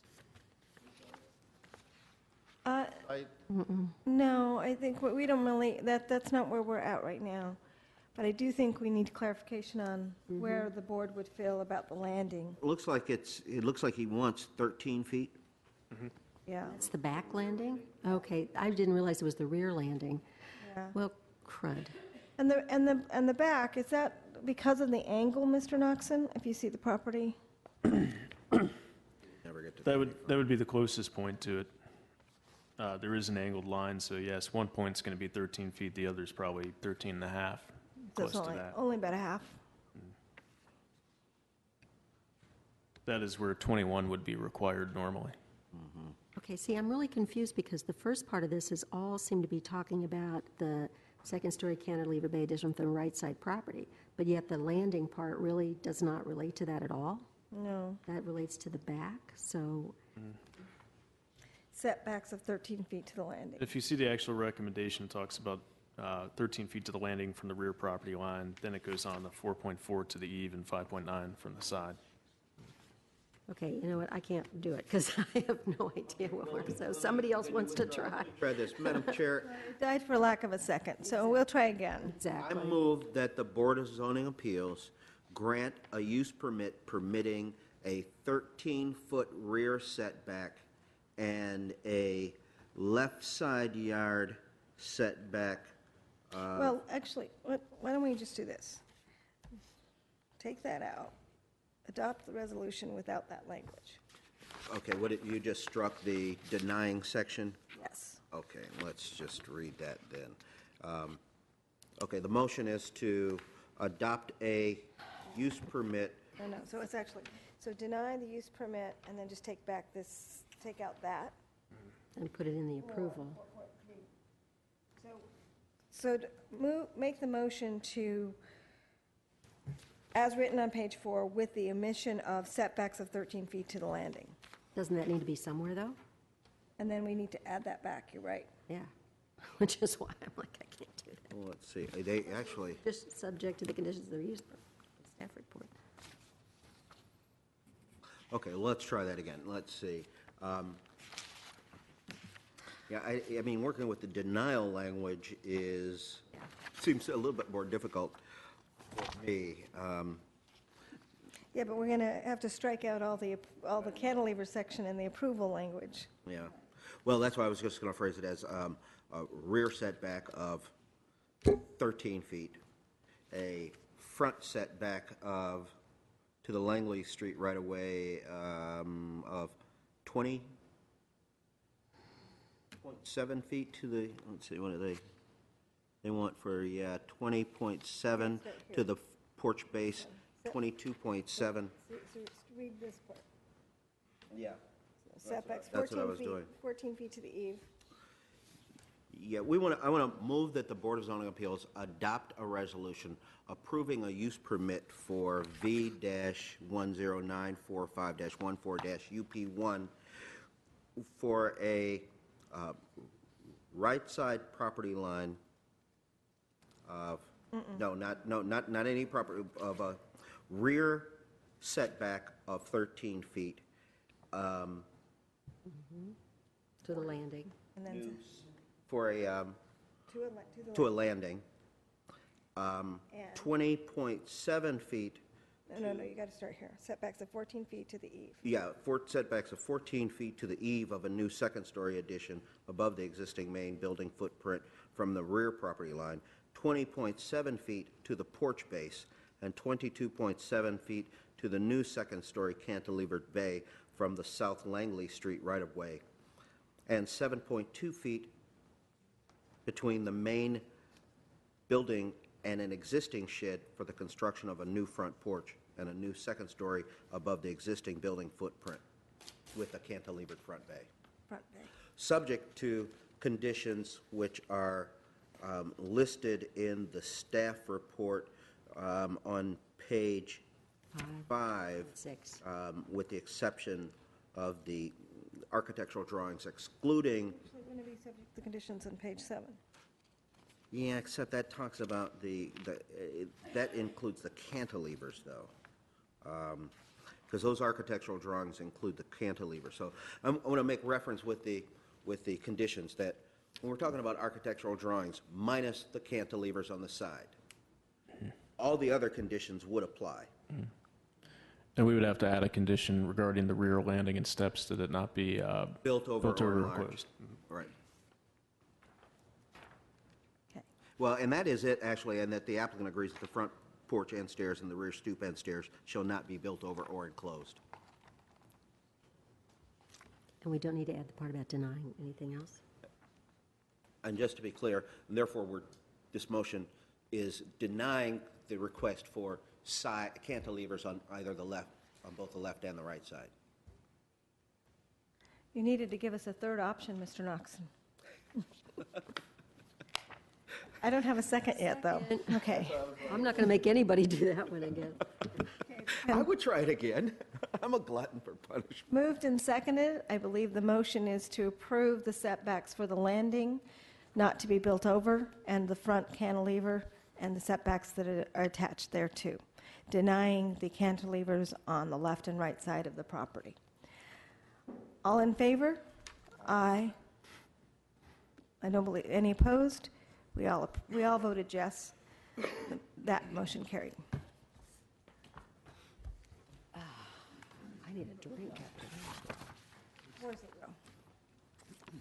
I just, Ms. Craven and I both have, I got and I got constant frog. My grandmother. Okay, our next case tonight is V-10946-14-UP-1.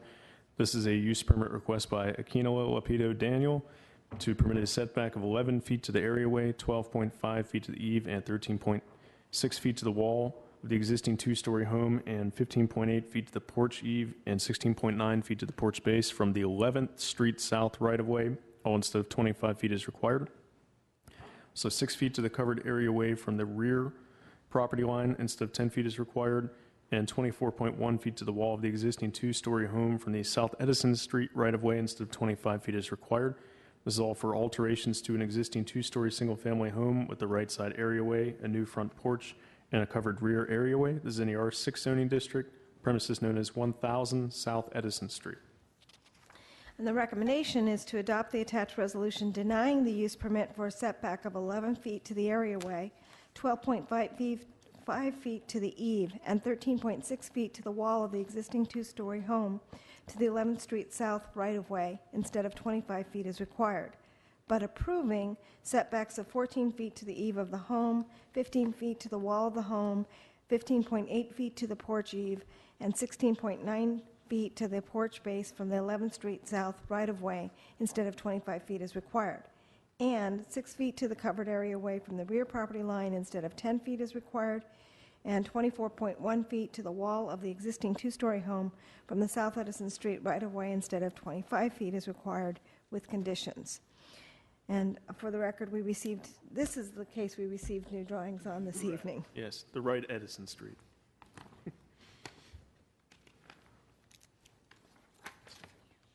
Questions of staff? Not complicated ones or anything this evening, huh, Mr. Oxon? Zoning staff can't answer this question, but I'm going to ask it anyway. How in the world can a property that's non-compliant be sold without anyone knowing or informing the person who's buying the property?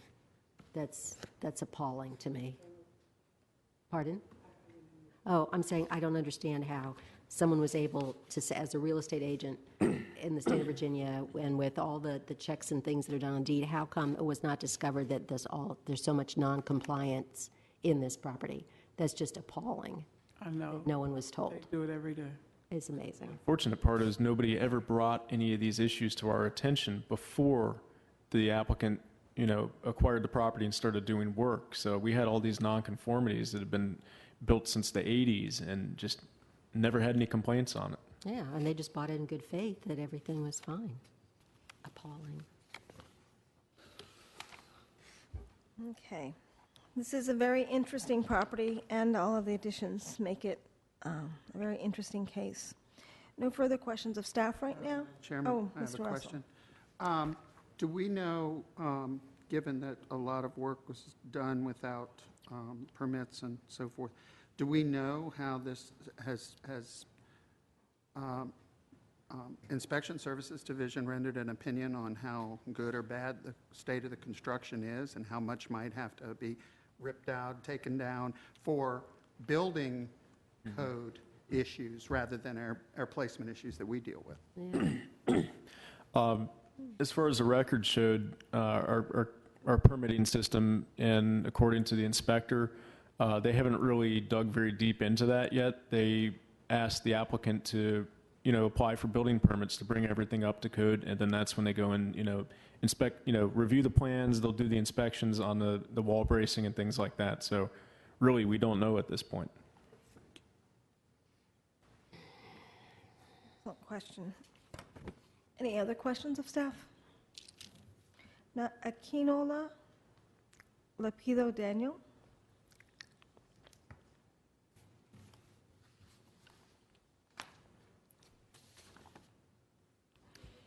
Good evening. What can you tell us about?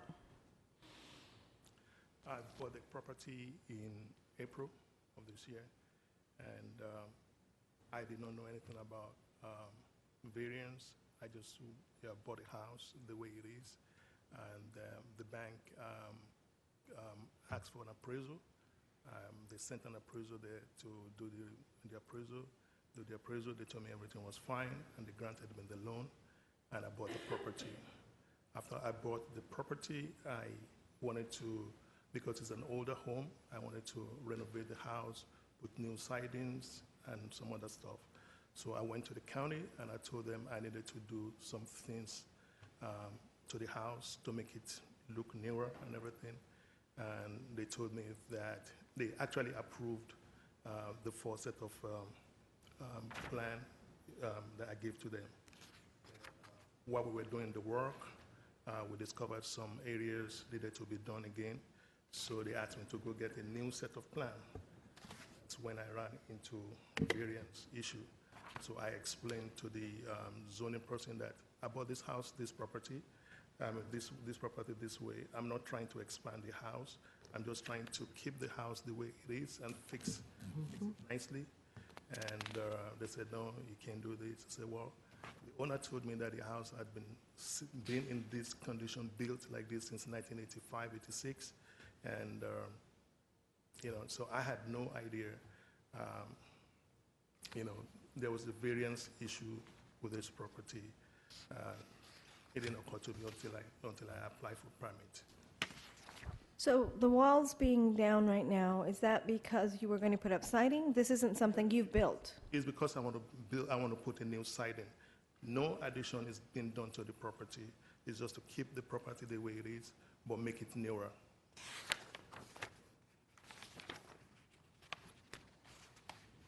I have a question for Mr. Noxon. Is it true that he went in and at first there was no issue and it's only at the second?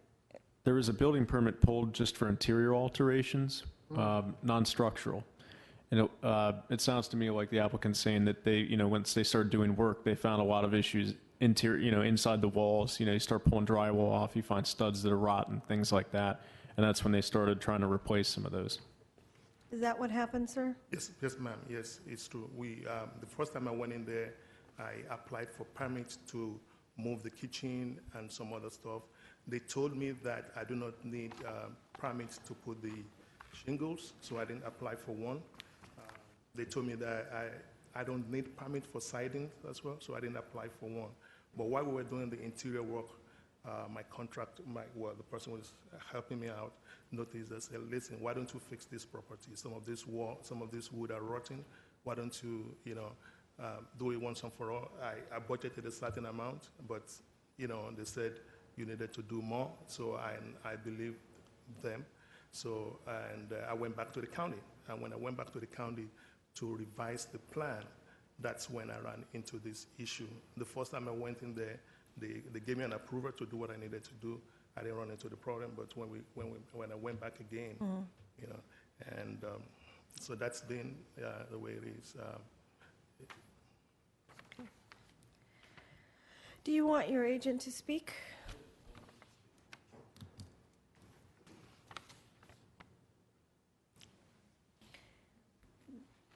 Barry Robertson, 119 Whitfield Circle, Stevens City, Virginia. Yes, ma'am.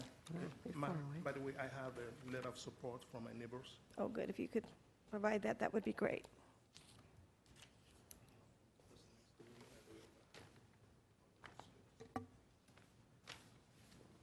I'm a retired builder, and actually, I worked for a friend of his, and that's how I kind of ended up helping here. Started out, like I say, it was in a simple interior renovation. Then when we got in there, we were going to pull the drywall down and redo it and stuff. Well, when we got in there, the people had wallpapered the house inside completely throughout. Well, they make a product called Tough R. It's like a foam sheeting they used to use years ago. That's all that was on the wall. There was no drywall in the house. So we pull this off, and as we uncover this, we find walls on the part you saw that was framed over, the new sheeting and stuff on it. We got walls that weren't sheeted correctly. There was framing members that weren't correct. I mean, in reality, it wasn't safe. It would not have met building code. So what we did is we ran into this. You're kind of at the point of no return. We got the architect involved.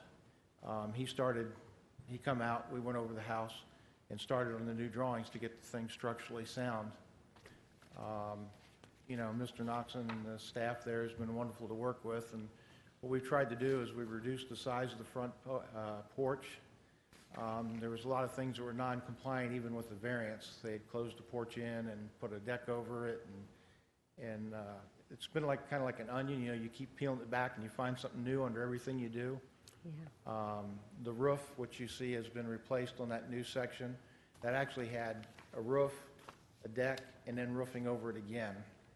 So what looked like, started off like it was a normal roof, when we open it up, you find out it's got 2x6 members, which will not carry the weight for the additions and stuff upstairs. So as far as trying to expand anything, we're just trying to make it, make the house safe, make it code compliant. And like I say, we've been reducing things to try to, make the house, I guess you want to say, as compliant as possible without devaluing the property. Move with the recommendations I made that to move that 5.6 feet would require a new section of foundation under the house. Oh. It would be substantial work. The other problem there is to get equipment up there. It would also be by hand. That house is surrounded with a retaining wall. The addition doesn't pose any sightline issues for the street turning because there's a retaining wall and stuff there. So as far as, what hindrance it poses, it would be more work and create more issues to try to cut it back than fix it. We were just talking, we just saw the recommendations. As far as closing the basement entryway, there is another one, which is through a basement bedroom. If that would help, we could close that off to gain, more room around that side. So instead of being like the 11 feet, I believe it is, I think so we got there, that would open that up. So the narrowest point would be, I think, the 13.6 at that point.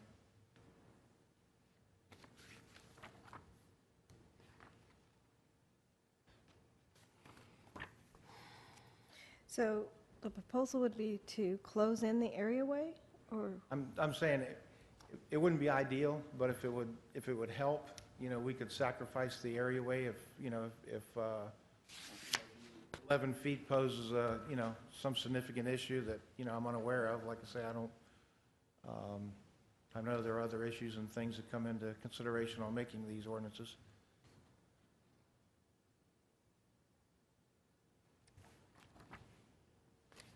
I'm still getting my head around how you would do that. So you would remove it?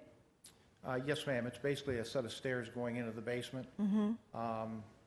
They recommended keeping the one at the back, so there is another one out of the house through a bedroom. Like I say, it wouldn't be ideal to do it, but like I say, if that 11 feet does pose some sort of significant issue, actually it's a picture that's up now. That could be reasonably inexpensively closed off and not have a door there. And that's what's being called the areaway. Okay. So that's what I'm trying to clarify. But you have something built above it, so you would have to keep that. Right. Yes, we would actually, with the removing of that that, All you'd be doing is taking off the access. yes, we'd be losing the access, and they'd be gaining, some clearance between the street. We'd get it up to, I think, the 13.6, I think is what's on the drawings. Madam Chairman? Mr. Russell? Question.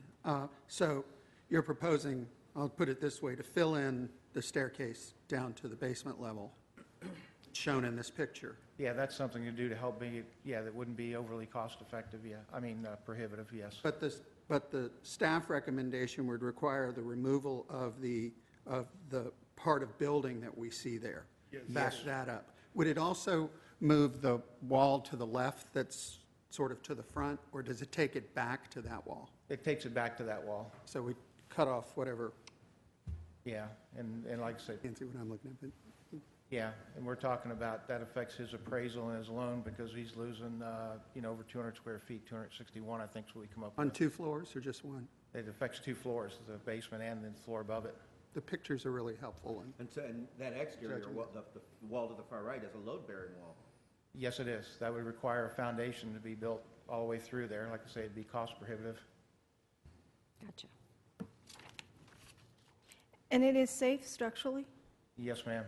Everything now can be inspected. It's up to code. Building side, anyway. Pardon me? It's up to building side code. As far as residential building code, yes. Yeah, I'm saying, until we act, it's not up to zoning code side. Right, yes, ma'am.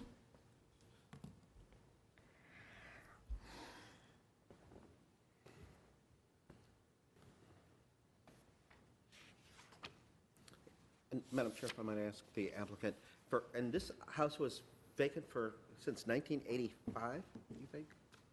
No, I bought it in April of this year. Okay, it was occupied then? But they made, Yes. they made this, they've lived there since 1984. When they bought the house in 1973, they made these additions in 1985. Okay. I thought it was vacant for a number of years. No, Okay. they just moved out in April. And then one other, there's a picture, a photograph, this yellowed photograph. Maybe the staff can address that. No, this photograph here? That's not from Google Maps. What is that? That was Front of the house? Roughly That was- 1985, you think? what a variance was approved for originally for a porch on the front of the house. Okay. And then they built an addition under that illegally, this way before. Gotcha. So you probably see some of the photos from the appraisal page. There's one where you see the deck on top, then a little addition under it. That's what that porch turned into Yeah. at some point. All gone now. And they, if he would have tried to bring this up to zoning code the way it was before he started removing all these structures, they would have had a serious coverage issue. They had a lot of structures on that house. But they have taken off most of those, and Quite a they're few of not them. coming to us for lot coverage, Exactly, just the use permit. which is pretty substantial in terms of the actions. And, I mean, given that the structures, this area way has been there for so long, I'm not inclined to say, take it down. Right. Especially because you're still going to have to put in foundations and footing somewhere. Any further questions or discussion? Think we can come up with a resolution that makes sense the first time? Oh, yeah. Well, no, it's just approving it as it was advertised. Yeah. Yeah, but there's no resolution that actually says that. I don't know, I think I'm hopefully it passed. I don't see it. Hopefully I gotta see mine. That's the denial. Yeah, but there's no resolution to read unless you want to read this entire thing. I just say adopt the resolution as advertised. Okay. That's easier than the last one. Uh-huh.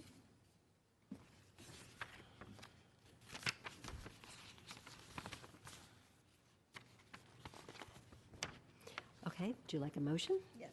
I move that the Board of Zoning Appeals adopt the attached resolution as advertised for use permit V-10946-14-UP-1, including the conditions of the staff report. Second.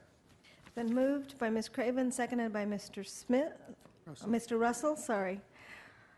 All in favor? Aye. Any opposed? I keep not hearing Ms. Craven, that's why I keep asking. So it approved 4-0. Thank you for all your work, and I'm sorry that you inherited something that was so much work. It's deferred. Okay. The next two cases are deferrals. We have V-10939-14-VA-2. Yes, This is a variance request by Neil and Christina McBride to permit a main building footprint of 34.7% instead of 33% as permitted, and a total lot coverage of 47.7% instead of 43% as permitted. It's for a new 2.5 story detached single-family home. It's in the R6 zoning district, premises known as 5857 21st Street North.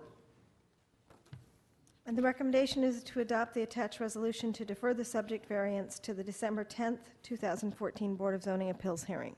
And I have a question of staff or something that needs to be fixed. It says previous BZA actions, that September 11th, we deferred to the December 10th meeting, but really in September, we deferred to the October.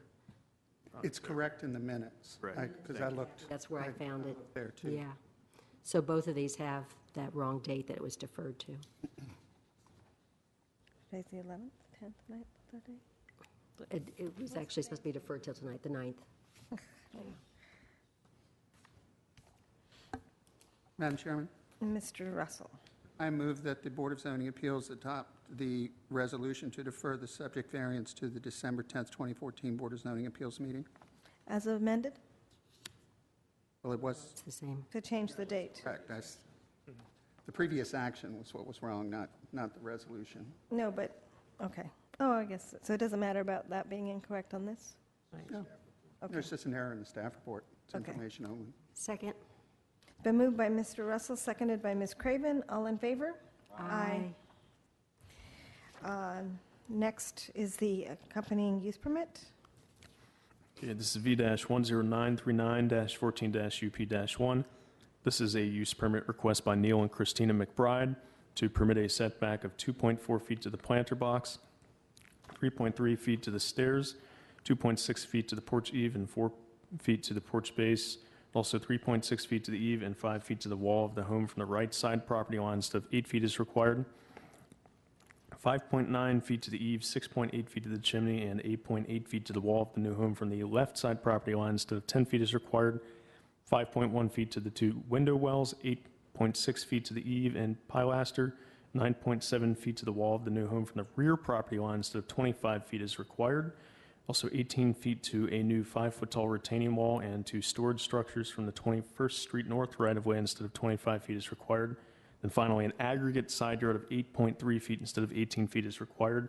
This is for the construction of a 2.5-story single-family home with a right side planter box, a right side porch with stairs, a rear porch, 2 rear window wells, a left side chimney, and a retaining wall in the front yard. This is in the R6 zoning district on a premises known as 5857 21st Street North. And the recommendation is to adopt the attached resolution to defer the subject use permit to the December 10th, 2014 Board of Zoning Appeals hearing. Madam Chairman, Mr. Russell. I move that the Board of Zoning Appeals adopt the attached resolution to defer the subject use permit to the December 10th, 2014 Board of Zoning Appeals hearing. Second. Moved by Mr. Russell, seconded by Ms. Craven. All in favor? Aye. Aye. Did you hear me that time? I did. I'll wait next time, okay. All right, carries 4-0. Okay, our next case tonight is V-10947-14-VA-3, and this is a variance request by David Decker to permit a main building footprint cap of 4,076 square feet instead of 3,500 square feet is permitted, a main building footprint coverage of 31.2% instead of 25% is permitted, and a total lot coverage of 37.2% instead of 32% as required. And this is all to maintain an existing detached shed, to maintain an existing rear deck with a landing and steps, and to maintain an existing carport that was converted to living space, which is in violation of the conditions of a previous variance approval. This is in the R10 zoning district on a premises known as 4117 North Randolph Street. And the recommendation is to adopt the attached resolution denying the variance. The staff has provided an alternative resolution should the BZA wish to grant the variance with conditions.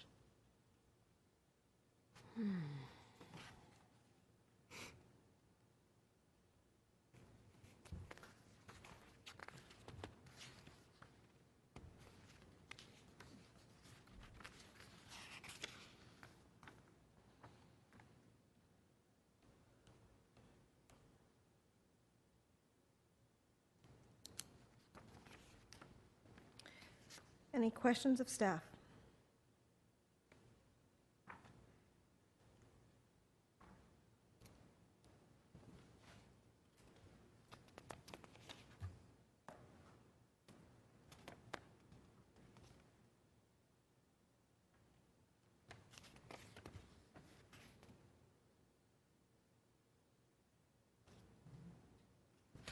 Can we go to the beginning? So we had before and after? I missed that.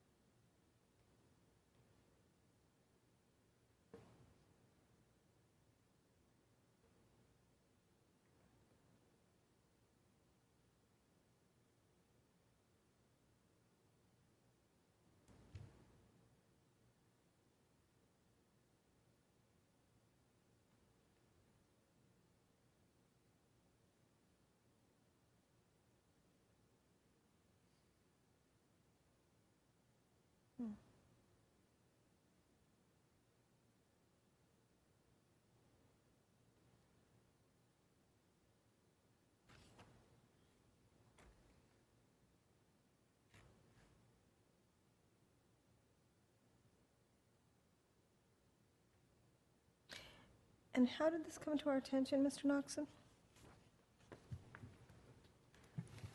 There was work done on a permit, kind of like that last case we had where there was interior alterations being done, but then they went further than just interior alterations and converted this either what was a carport at one point and then was a garage, and then they completely enclosed that into an actual living room type area.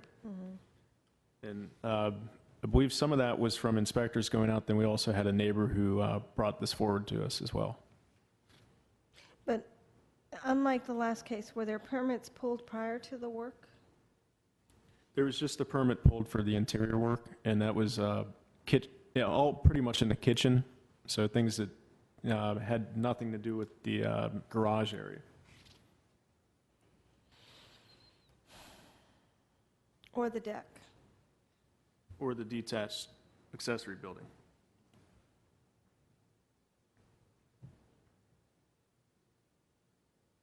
Okay. Any additional questions of staff? If not, is David Decker or is the representative present?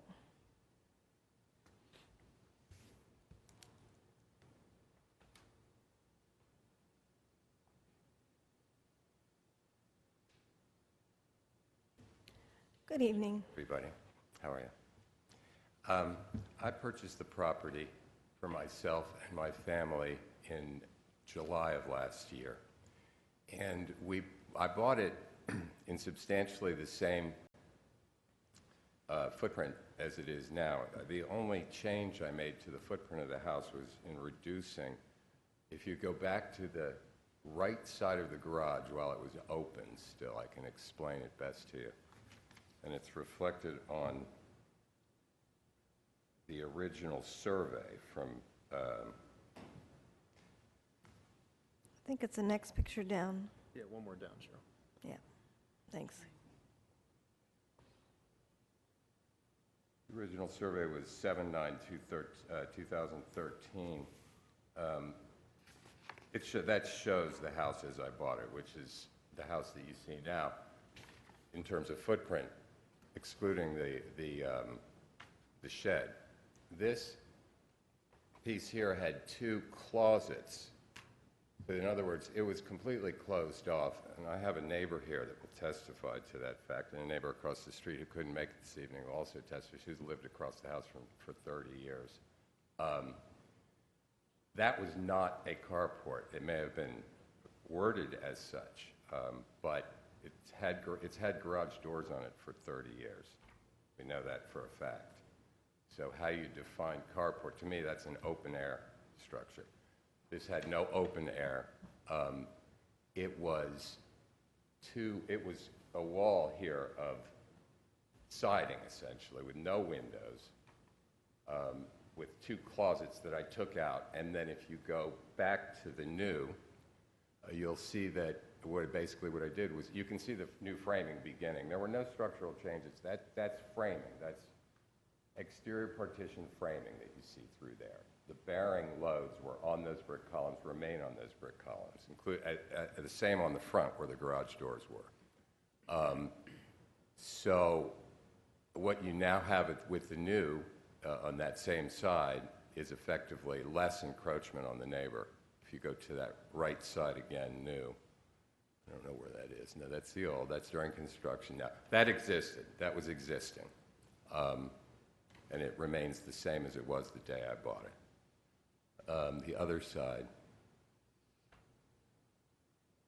Right there. So basically there were 3 feet.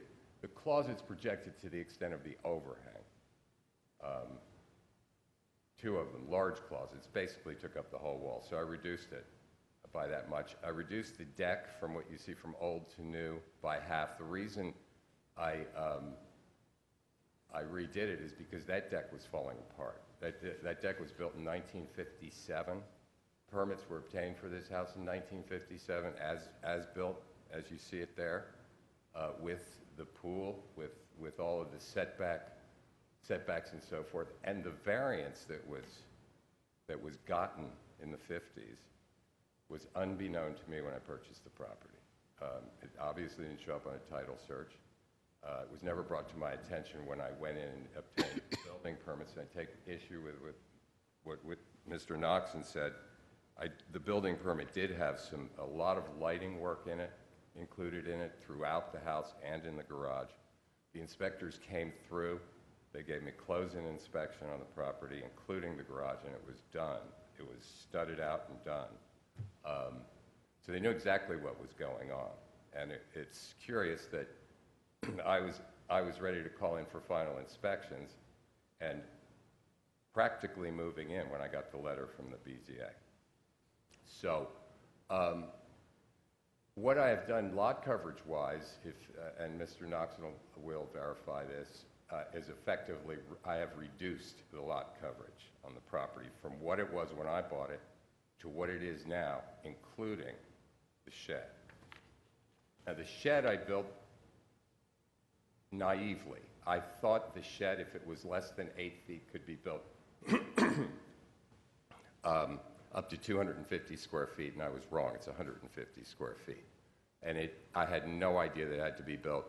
I didn't know it needed a permit. Let me leave it at that. And that houses important birds of prey. I'm a falconer from U.S. Fish and Wildlife Service in the state of Virginia, have been for 20 years. So that's an important piece of my life. As Mr. Knoxon told me the other day when we were discussing this casually, you can't even see it. I mean, and it backs up to the George Washington Memorial Parkway. The presence of the shed just doesn't impact anybody's life adversely. And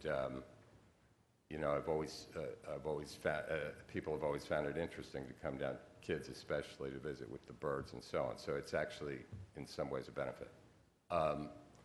So what you have is a homeowner who wanted to move a family in, who did move a family in. We've been through a lot of emotional duress, a lot of financial duress over this, unnecessarily, quite candidly, because we improved the house. I mean, it could have been torn down and a monstrosity could have been built there, or the roof could have been popped on it, and I could have gone up in the air. I think that might have inconvenienced a certain neighbor a bit more than what's there now.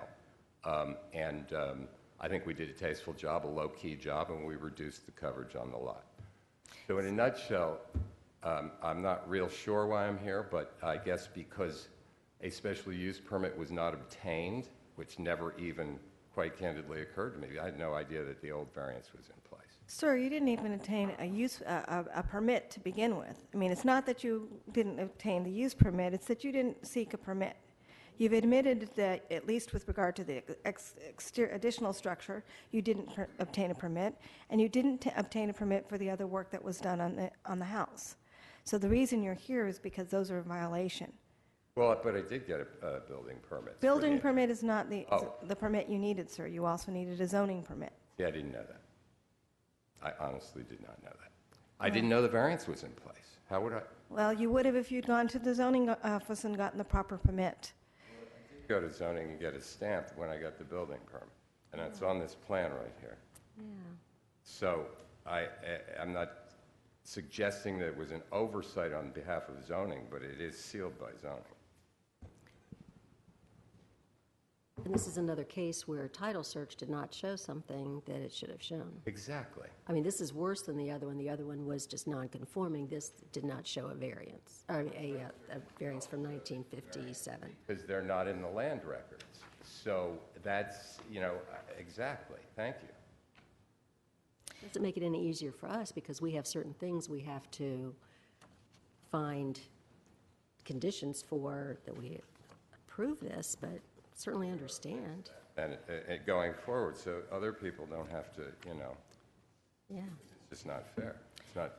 But again, sir, I would submit that you had an obligation and a burden to talk to the zoning administrator before you did any additional construction on the house, and especially before you built a structure, because then you would have known that, A, you couldn't build it as large as you did, that it was 150 and not 250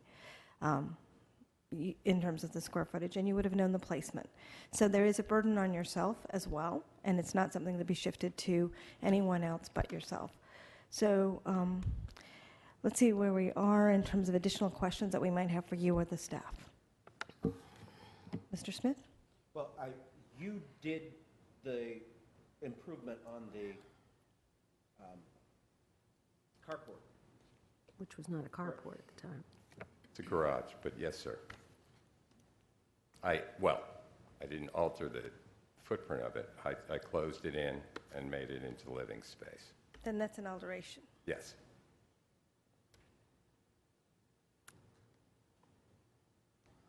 Well, and a violation. Yes, sir.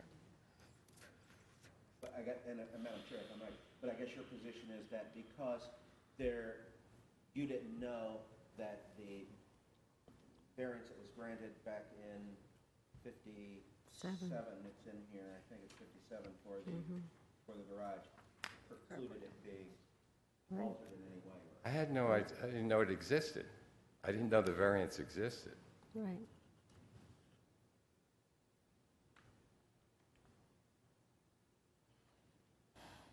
The variance existed. When you went to work on the carport, you thought that's permitted? You can enclose the carport and make it living space? I did.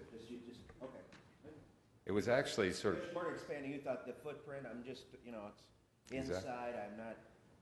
I thought I was reducing the impact on the neighborhood substantially by not expanding the house or applying for a pop-up or a tear down. Mm-hmm.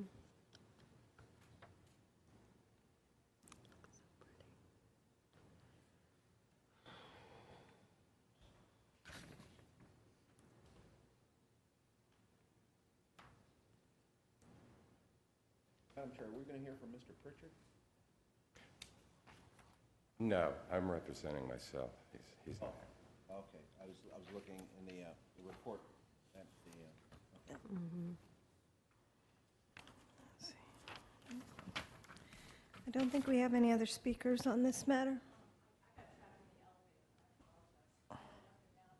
Hey, I did that last month. the exact same thing.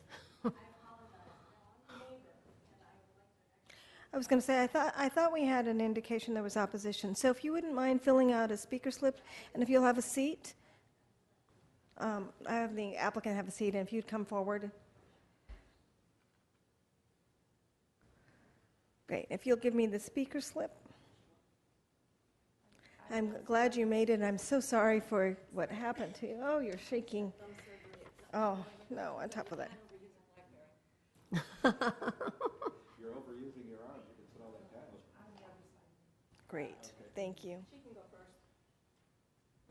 Let me see. Against. Yeah, let's go ahead and have Ms. Haskell, Janelle Haskell, come forward first as you're speaking in favor of the applicant. And it's Janelle Haskell, 4121 North Randolph Street, Arlington, Virginia. Hi. I just want to say that I've lived in next door to that house for 8 years, and we were very pleased when Mr. Decker bought it because we were terrified that it would be a tear down. It's a beautiful mid-century modern house that was in not the greatest of shape, and he bought it and sort of restored it, added to the beauty of it by all means. I mean, I think you could see clearly from those before and after pictures. He stuccoed the front and he put some very attractive doors and windows in the front, re-landscaped it, which it really needed. And just 2 houses down from us was a house a little bit smaller than that sold, was knocked down in this massive thing that shades the whole neighborhood that you can see from everywhere it was built. And my house, you can see, is right to the left. If he built that up, it would have taken out the sunshine we get, the only sunshine we get there on the right side. So I've never even seen the shed. I can't see it from my house. I can't see it from the street, but I don't want to talk, so that doesn't matter to me. He didn't encroach on anybody's property, and he really certainly made things better for us, and we're really glad that he's there and did what he did. Thank you. Okay. And then we have, I don't think you put your name down on the slip. Oh, N. Lloyd. Okay, no, I got it. No problem. The address is 4113 North Randolph Street. I'm next door on the other side. Okay, Ms. Lloyd. Thank you.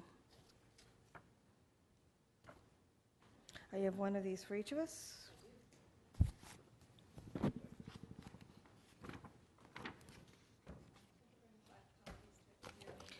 Yeah, that'll be fine. Normally, we have 5 board members. You weren't here for that. If you want to. Good evening. Thank you for letting me speak. I had some prepared statements to make, but I do want to begin by clarifying and correcting a few things that Mr. Decker has incorrectly stated. First of all, that was never a garage. That was always a carport. The back was open. The Romnesses, I've lived in that house for 29 years next to him, and the Romnesses were the original owners before that. So I know exactly what that was. It was never allowed to be closed in. They did put garage doors in the front, but it was never a garage, and they always went in and out of the property through the carport and then went into the side door, which is still there, but it's now all closed in. So he did actually close things in, although he claims it was a garage. It never was. He also talks about the being so concerned about wildlife. Now, my yard is certified by the National Wildlife Federation as a backyard habitat. I make it a point not to use pesticides and not to use any kind of chemicals, and I've attracted a good variety of butterflies and birds, and I've even got hibiscus and other things that are naturally occurring in my yard. And this man has chemical companies visiting him several times a week. He's got a lawn care company and various gardeners who basically are students, but they're carrying open chemicals through this passageway, and there's literally only 2 feet between his property now and mine. And since he closed in this carport, they all have to walk right along the edge. In fact, you have one of the photographs there is of the sidewalk, and I would really kind of like to show that. He also has a pool service that comes anywhere from once to twice a week, carrying open chemicals up and across my yard, although I've asked them not to trespass. And I find it a little disingenuous. Now you see right there, that is now the only way, and my property is right at the edge of that sidewalk. He's built that over there so that quite literally the only way anybody can get to his backyard except for his maid and his daughter is to walk through there. They often end up, as they're carrying the garbage cans out and other things, they end up on my lawn. They ruined my lawn as he was having all the construction going on. For months, he had workers there just eating up the lawn and dragging all kinds of materials through there. I also want to point out a few other things, which was first, I met Mr. Decker for the first time a year ago, August, 14 months ago. I found him pounding on my breezeway door as I came home from the grocery store. And he says, I've been trying to meet you for ages, and you're never home. And he first said, I just want to meet you and just let you know I'm going to be a very quiet neighbor. I just have a daughter here. We're just going to be playing piano in the living room. We won't be disturbing anybody. The living room is diagonally across from where I am and where it is right now. And that's on Ms. Haskell's side. But unfortunately, what he didn't say was that he was planning to enclose the carport.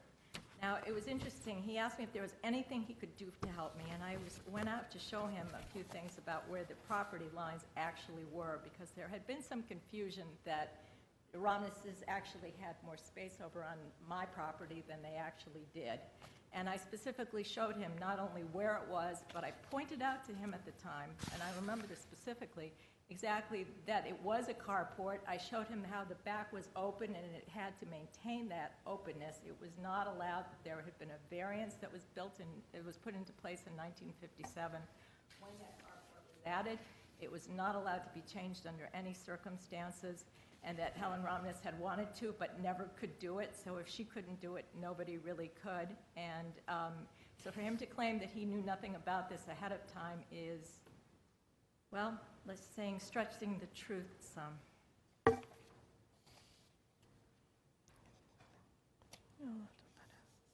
Questions, or would you like me to proceed? I don't know how this is done, I'm sorry. Are there questions? No, actually, I'm chair's fairly complete. But again, my problem is not only is that sidewalk the only way for people to enter, but you notice there's a downspout over there. He has it set up right now so that there's a space between where the downspout meets the sidewalk, and he's actually placed a rock over there so that he diverts the water that as it comes out of the downspout onto the sidewalk. And the sidewalk is actually, I started as a civil engineer, the sidewalk is sloped so that the water literally pours into my basement. And this has been going on now since he started this. And I had asked him when he first started, and he assured me he wasn't even making any changes to the property. Let me ask you a question of the applicant. Is that the picture that shows the Toshiba unit? The downspout? The downspout is at the far side, yes. I had another one with it. Unfortunately, my printer ran out of ink before I got here, and I couldn't finish, and I apologize. Note the downspout that you're talking about. That Toshiba heater air conditioner is also never got a permit for that, and it is within just 2 feet of my property. It makes an incredible amount of noise, and if that was still a carport, there would be no need for a heater or an air conditioner over there. It's making a lot of noise. I actually run a business in my house, and I've had it here for over 2 decades. I'm a journalist, I'm a writer, I'm an author, and an economist, and I do a lot of writing. I do a lot of interviews by phone and on the radio from my house. I do need some semblance of quiet, and this constant barrage of workers and other people trampling across my yard because he's got just literally 2 feet in certain places between his side and mine, and this is Mr. Decker's doing, because when it was a carport, there was no need for people to be walking along that side. Okay, thank you. If you'll have a seat, I think we'll have discussions.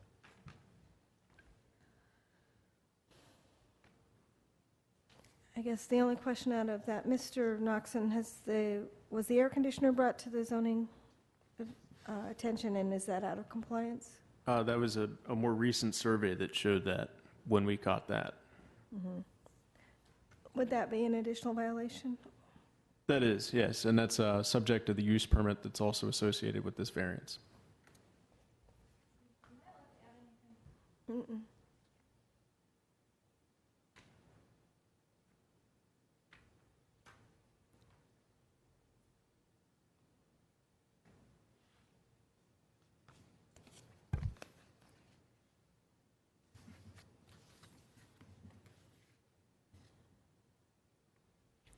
I guess, Mr. Knoxon, if we adopt the staff's recommendation to deny the variance, what will the applicant need to do to bring the property into compliance? There would have to be a permit, a building permit pulled to reconstruct that carport, garage, whatever it was before, to bring it back to what it was before, tear out that wall in the back. At this point, we don't really know exactly what was there. We don't have pictures of what was there, but we know that it was closed into a living space. It would have to go back to being a garage or carport. Anything further? Is that the main thing? I mean, in terms of the addition... The other things, I mean, that means the garages or the detached accessory building is gone, so no need for a permit to remove that. The variance, though, is for which part? Everything? I'm confused. The variance is for, first of all, you've got enclosure of the carport. Right. That was in violation of a previous variance. Right. Then you have the deck, and then you have the rear detached accessory building, which were both alterations that affect the coverage. You have to meet coverage if you're going to do any additions or alterations like that. And so part of it becomes, depending on what he takes away, was there anything he can meet coverage? No, there's... Look at that? No. You can't meet coverage. The property was over coverage at the time, when the 2005 ordinance went through. And like you said, he's actually reduced the coverage by a few percentages. But even if he removes everything he built, the deck, the detached accessory building, he's still over. And that would be, that number would be 33.6% if you remove those two items. And just to add to it as well, if you unenclose the garage or carport, it still counts towards coverage. So what he's done to the carport, he didn't do any structural alterations, so really that didn't affect the carport coverage. It's just the fact that it was in violation of the previous variance. So had he done nothing to the carport, well, no, he still built an additional structure and the deck. So once he did that, this goes to the larger question we were having earlier, whereas if something was compliant, but it was that way when the ordinance changed, he was okay until he made changes. Exactly. So, oh boy.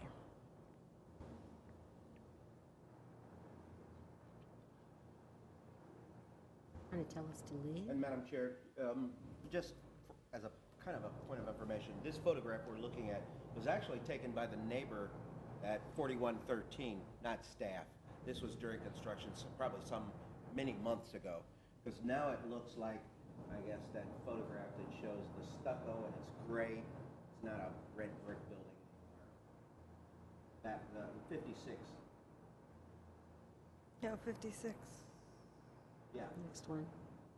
That's what the front looks like now, where the carport. She took it from the side. That was really a side view, not a front view. Isn't that correct? Yeah.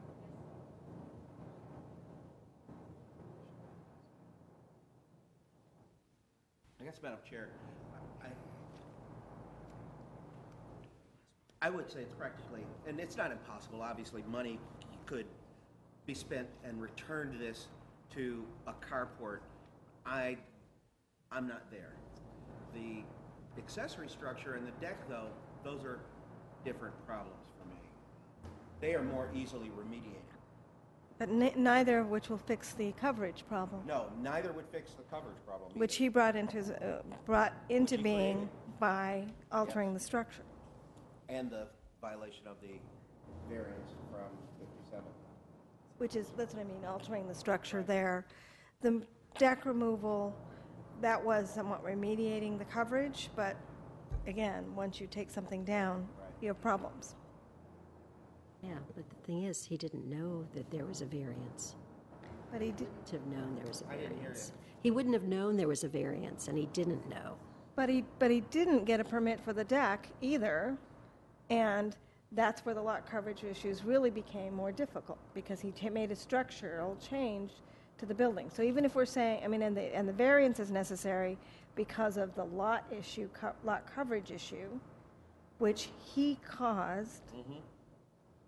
But, Madam Chair, and to go to Ms.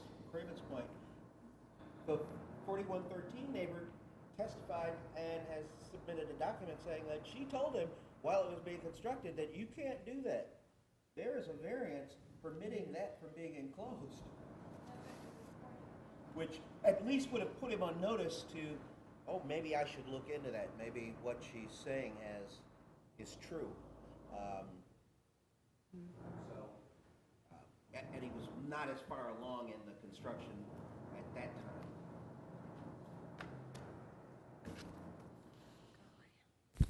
Mr. Russell, your counselor thoughts? Well, I have more questions than thoughts. Questions are good, too. I'm afraid. Is there anything, for example, the deck being removed, would that take care of the percentages of coverage this is violating? Is there anything that can be done to get past, these coverage issues without taking a whole portion of the house down? If you remove one or the other, if you remove both, you're still over coverage, 33.6, which is higher than 32%, and that's if you remove the deck and the shed. But you still got a main building footprint cap of 4395, which you would have as opposed to the 3500, which is required. So really nothing he does can bring him back to meeting coverage of one sort, whether it's main building footprint, total lot coverage, or the footprint cap. So he's over regardless. And the other is the improvement to the garage, the sidewalls, the thing that's most visible to us when we look at the pictures is the front where the doors were removed and the wall was changed. That work was done without a building permit? Correct. It wasn't shown on the permit. It was approved, zoning approved only permits that had to do with interior work to the kitchen.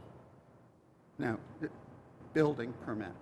So zoning and building. Not zoning's approval of the building permit part, but Inspection Services Division did not have those improvements shown on a drawing that they signed off on. Not that we saw, not that zoning had seen. And I doubt they saw anything different. The plan set should have been the same that went to building and zoning and environmental service and all those. And according to our permitting system, it specified exactly what was happening, and it didn't say anything different than what we saw. The other side of this is if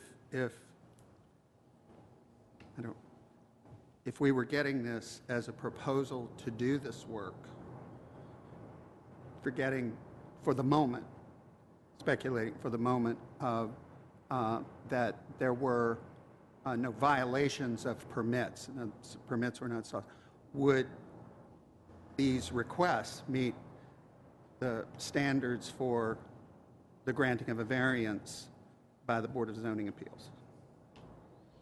And I guess, Mr. Noxon, if you were looking at this fresh, what hardship, if any, would you see on this property, or were there other by right options for Mr. Decker? I would say from the pre-existing condition, there's some hardship in that. This house, all these additions were built long before the coverage percentage went from 56 all the way down to 32. So he has a pre-existing condition that's non-conforming to coverage. But not unique from any other property in the neighborhood? I wouldn't say so. We can't find any difference between this lot and the other. It's actually oversized. It's 13,000 something, whereas 10,000 is required. Right. That was my concern in terms of finding Exactly. hardship. And I wouldn't say the shape causes any hardship. There's some slope in the property, but nothing that, I don't see a slope being a hardship for a coverage issue. Well, and especially you also have extra feature of a swimming pool in the property, which I don't think, when you're kind of balancing out what you have in a property, that's not something, I don't know. To me, that's not like a hardship, because that's part of what affects the coverage, but that's not a hardship that we would normally look or be allowed to consider under the statute and the case law. And how big is the pool? I mean, I think the lot reduction, that's the difficulty I have is in the second prong of the requirements for finding a variance, we have to find that the hardship's not generally shared by other properties in the same zoning district. And I don't see where that would be the case in terms of the lot coverage. Having been reduced, every property that was similarly situated is in the same situation.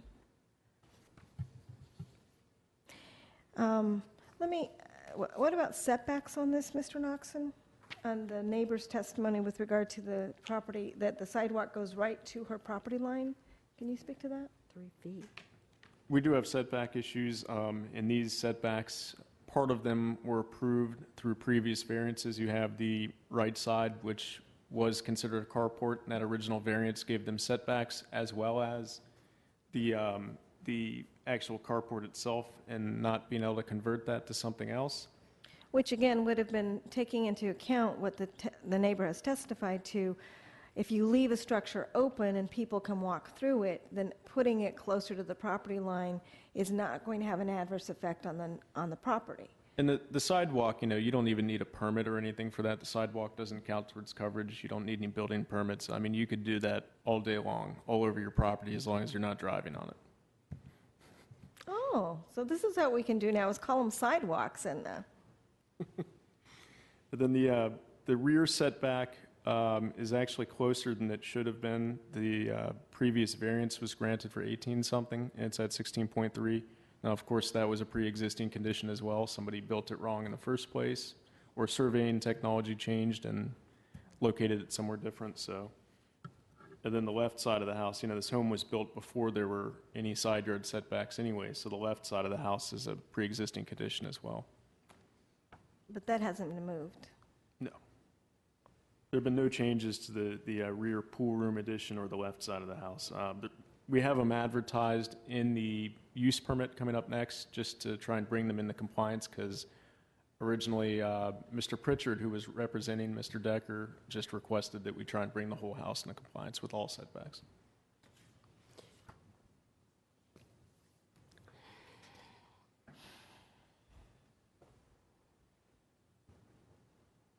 So isn't there a hardship on properties that were built before the zoning ordinance was changed, dealing with coverage, which pretty much negates their ability to do anything to their house without getting a variance? Am I wrong about that? I'm not saying it's unique. I'm saying that that's what we did when the board approved the new coverage. They made things non-conforming, meaning that, sorry, from now on you can't do anything to your house because it'll always be non-conforming, and it is what it is. You can only do interior changes.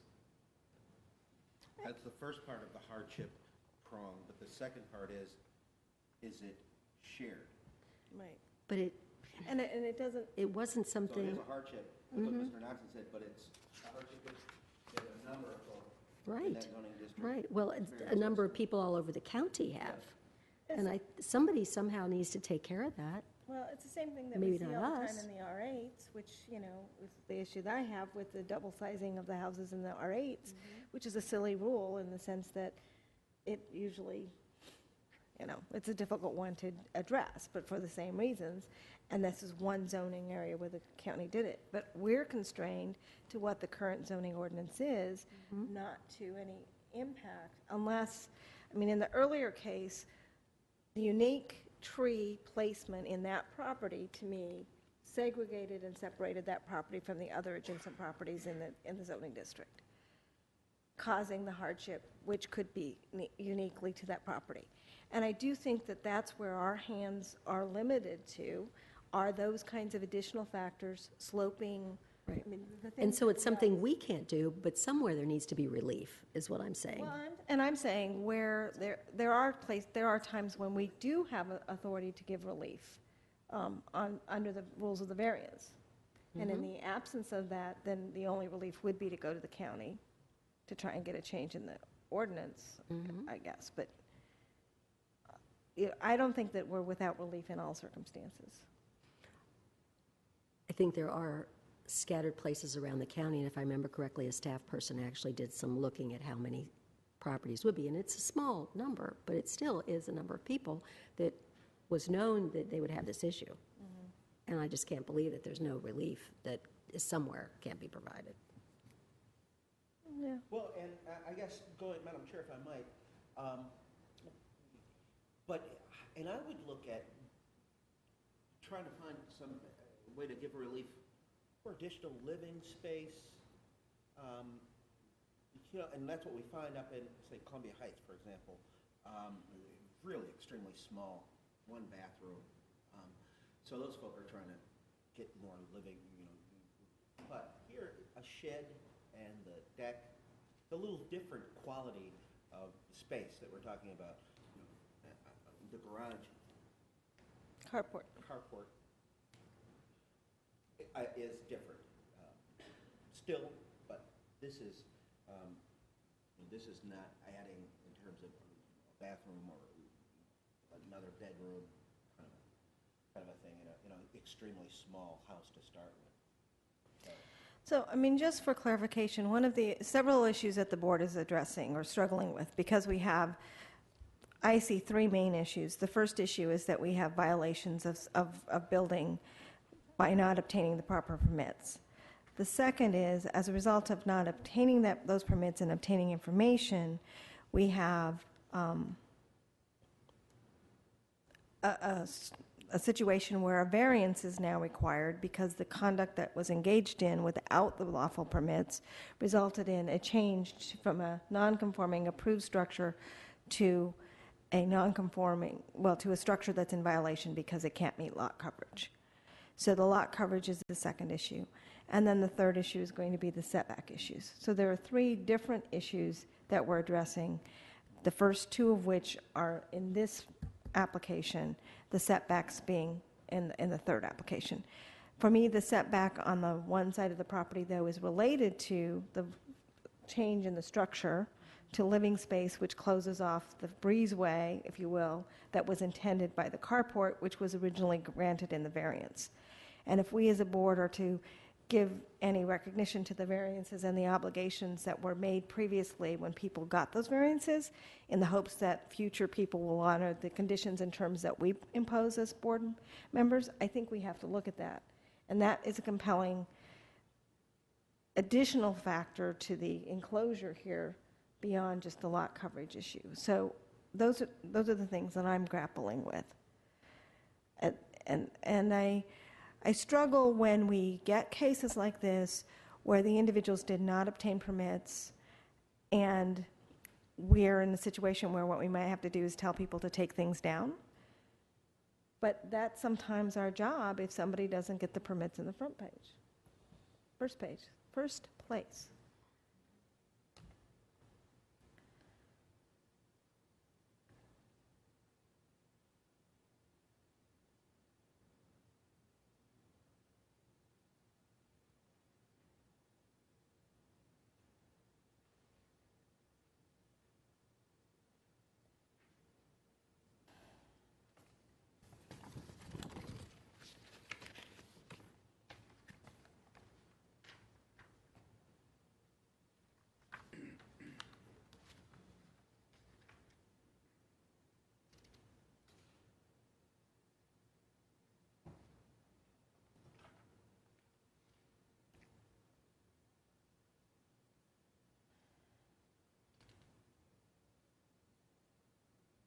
Mr. Chairman, Mr. Smith. I have a Mr. question Russell.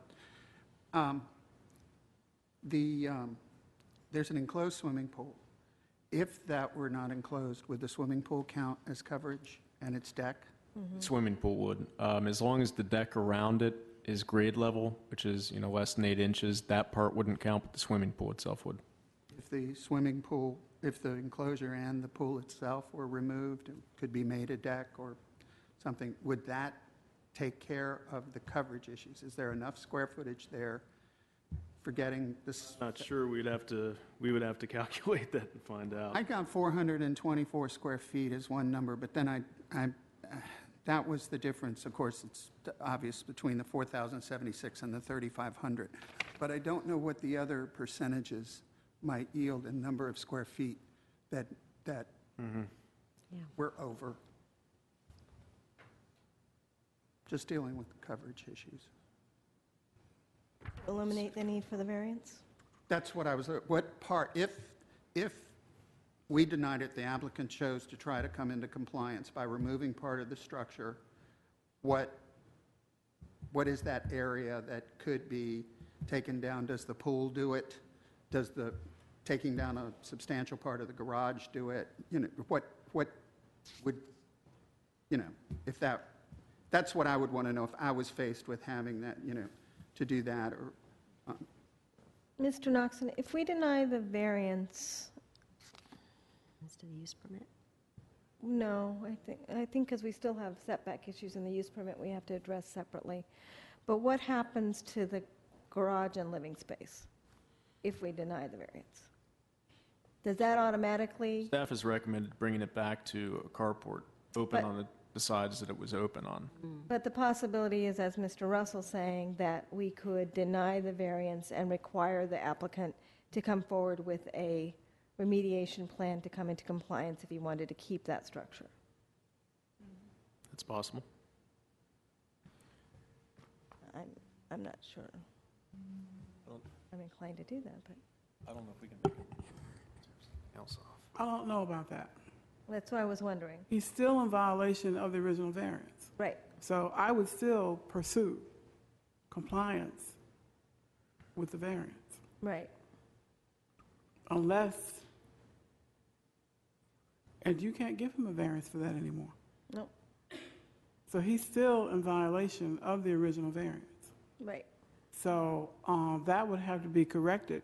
And even if he took all the rest of the house down, he's still in violation of that variance. Because he closed in the structure, which was Yes. against the terms of the variance. So now, if he took down other structures like the deck or the pool or whatever, and opened up the carport, then that would be a remediation plan.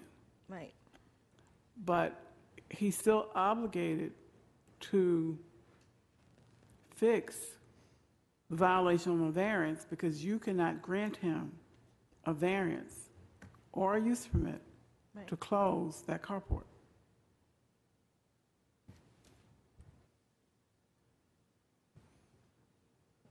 Okay, and we can't grant a variance to close the carport because if he were just coming in without having built anything and said, I want to come in and get a new variance to cover the carport, if he'd properly come in, would we have had jurisdiction to address that? Because I'm hearing your statement just now that we wouldn't have had jurisdiction. You could probably entertain amending the original variance. You probably could, now that I think about it. I'm trying to think about what you have the authority for variance. I guess you have the authority for a variance for anything that you don't have for a use permit. Your authority for variances goes to what the zoning ordinance requires. So here's a legal question. Well, we may have to get our attorneys involved, but here's a question that comes to my mind is, if we were, assuming he had properly come and requested an amendment to the variance, and I think I know the answer, but which law would apply in terms of, would we then have to deal with, we'd have to deal with whatever the existing zoning ordinance in considering the variance. We couldn't just because it's an amendment, doesn't allow us to apply the standards that were prior to. Right, you'd have to look at, if you were to amend that variance, you'd have to look at the setback issue. Right. then you would have to give him a use permit for the setback. Yeah. And we'd have to give a variance for coverage because it's the new. Uh-huh, you coverage still and have to there get the variance for coverage.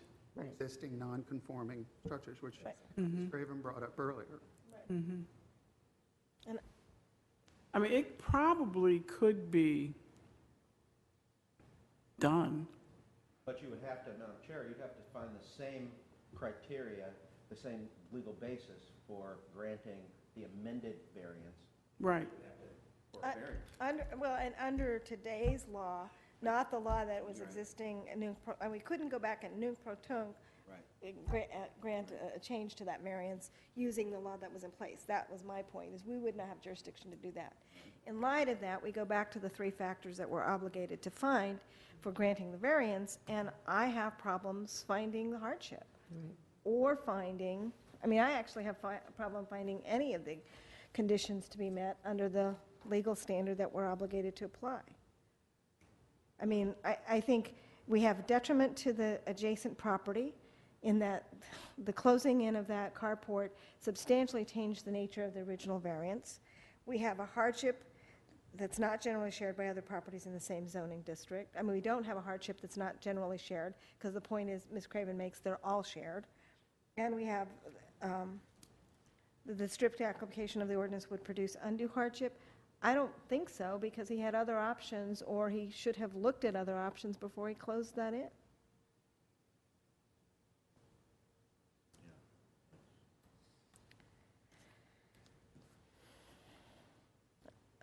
When we have a board of four, I always kind of like to know where we're going.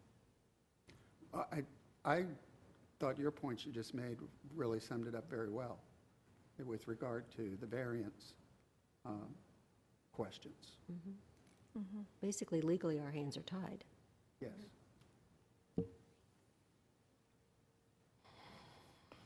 Okay, then I think we're ready for a motion.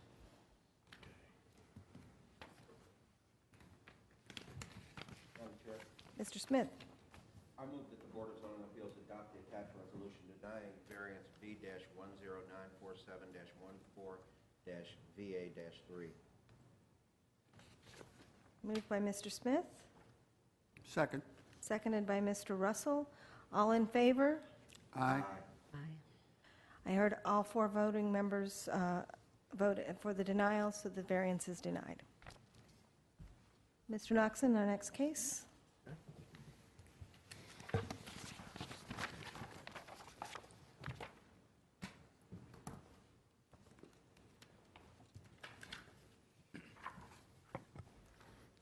Okay, the next case is V-10947-14-UP-1, and this is a use permit request by David Decker to permit a setback of 16.3 feet to the enclosed pool addition from the rear property line instead of 25 feet as required, 1 foot to the eave, and 3.4 feet to the wall of an enclosed carport from the right side property line instead of 16 feet as required, 3.5 feet to an existing air conditioning unit from the right side property line instead of 5 feet as required, and 7.4 feet to the existing one-story home from the left side property line instead of 8 feet as required.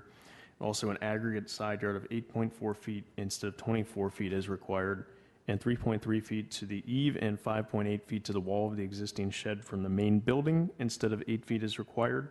This is all to maintain a carport recently converted to a living space in violation of the conditions of a previous variance approval, an existing air conditioning unit, an existing detached shed, and to bring the existing main building into compliance. It's in the R10 zoning district on the premises known as 4117 North Randolph Street. So if I read the recommendation, and the recommendation is to adopt the attached resolution denying the use permit for a setback of 1 foot to the eave of an enclosed carport from the right side property line instead of 16 feet as required, 3.5 feet to the existing air conditioning unit from the right side property line instead of 5 feet as required, and 3.3 feet to the eave and 5.8 feet to the wall of an existing shed from the main building instead of 8 feet as required, but approving a use permit for a setback of 16.3 feet to the enclosed pool addition from the rear property line instead of 25 feet as required, 7.4 feet to the existing one-story home from the left side property line instead of 8 feet as required, and 3.4 feet to the existing carport from the right side of the property line instead of 16 feet as required, and an aggregate side yard of 10.8 feet instead of 24 feet is required to bring the existing main building into compliance. And an alternative resolution has been provided should the BZA wish to grant the use permit as advertised, which legally we would not be able to do since we've denied the variance. Right. Any further discussions? Oh, I'm sorry. Go ahead. I have a question. Maybe I missed it in here. How was the garage done? The enclosure over the pool done? Without a permit at some point in the past? No, there was a variance for that. Oh. That's the 69 Mhm. variance? Why are Exactly. Mm-hmm. Why are we giving relief? It wasn't relief from the 25-foot, though? Well, It either wasn't built according to the setbacks of the variance, or just a different survey back then showed something different. So it may have been a survey error that showed that it's now, a foot and a half closer than it was before. That would make sense. I thought I read that it was 16 feet instead of 25 from the rear line. but they had a variance for 18. Correct. Oh, thank you. Did miss that.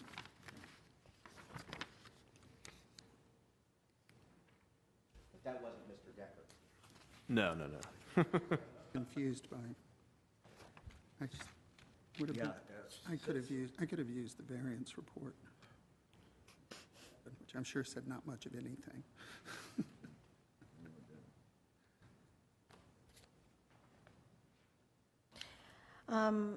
I guess we should give the applicant a chance to speak to the setbacks. Mr. Decker, do you want to come back and come forward and make any? A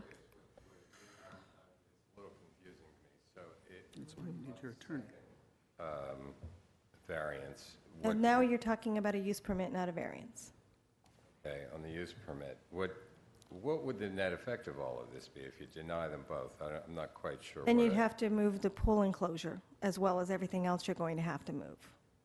Right, but the zoning administrator has recommended in favor of the setbacks, if I understand it right, but against the use permit. Is that correct? No. This?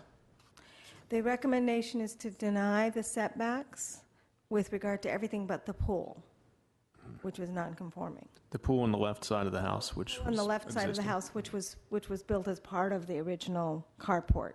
So that'll bring that into compliance. You won't have to move any structures there. But the shed and the deck, no, The deck's actually not part of this. It's meeting setbacks. it's fine. It's dealing with It's the coverage. shed, and you have the air conditioning unit on the right side as well. I see. So, but as I understand it, the pool could stay, the house, the footprint of the old dwelling could stay, including the pool. The shed would have to go, And the living space has to be reopened. Right. But that's from the first decision. open. Mr. Decker, we're not going to have that conversation, but Okay, so that would just have to be, I don't understand what reopened means, so how do we define that? well, that's something you can talk to zoning about, because that's based on the last case. This is just the setbacks. I guess the issue is, do you have any arguments to make about the air conditioning or the shed?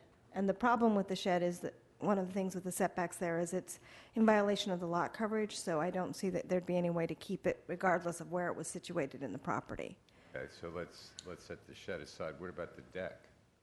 The deck is not part of the setbacks because it's not in violation on setbacks, but it's, again, maybe part of the coverage issue that you have to bring into compliance. Say maybe, I don't understand quite. Where do we go with it? How does that determine, how and when is that determined? The deck was denied. The variance for the deck was denied. Okay. And that's for it to exceed lot coverage. I see. Okay, so the original footprint of the house could remain, you're saying, and the deck and the shed would have to go, and what is now living space would have to be somehow, zoning would have to be satisfied that that was an open walk-through space of some kind, or some portion of it, or whatever, however that works. I don't really know. I don't get it. You, Andrew? That would have to go back to what the original variance. Yeah, called so for. you are subject to the language of the variance that was authorized in 1957. So if it was not a carport, two lines.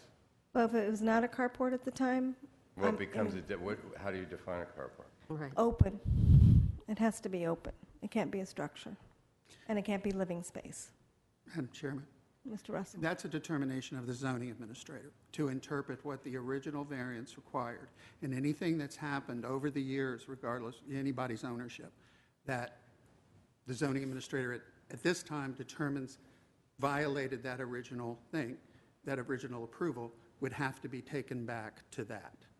And there may be things that partially were done before you bought the house that violated the original approval, even before you started making changes. And my advice is to get with your attorney and an architect and see what you can do. People who work on this all the time, and the attorney certainly will understand and be able to recommend to you what kind of course of action to take regarding these things from here on, whether it be appealing it or and an architect can help you with if you want to do something in between, like some alterations.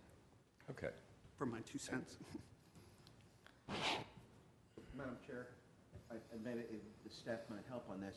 So there's a resolution that suggests denial of the enclosure of the carport, the detached rear shed, and the right side air conditioning unit, but approval of the left side, rear, and right side setback without need in order to bring the existing building into compliance. Mm-hmm.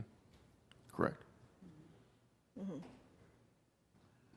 That would get us to the place where you can, where it would be as clear as it, it seems relatively clear about what has to be done at that point. And that 50, the carport, when you look at that, when the house was built, that was, in order to build the house, they had to get a variance. And that was the initial construction of the house. They had to seek a variance for that carport.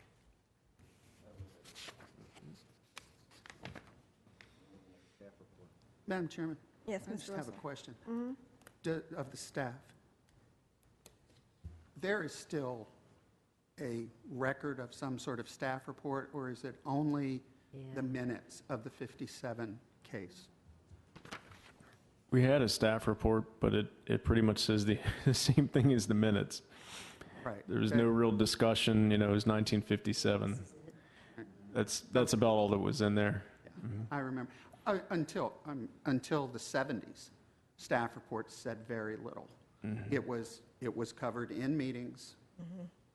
People looked at plans, and things were approved, and it went administratively from there, as I remember from the 70s. And I'm sure in the earlier than that, from my experience looking back into old record, that's what you got, was basically the minutes of what they did.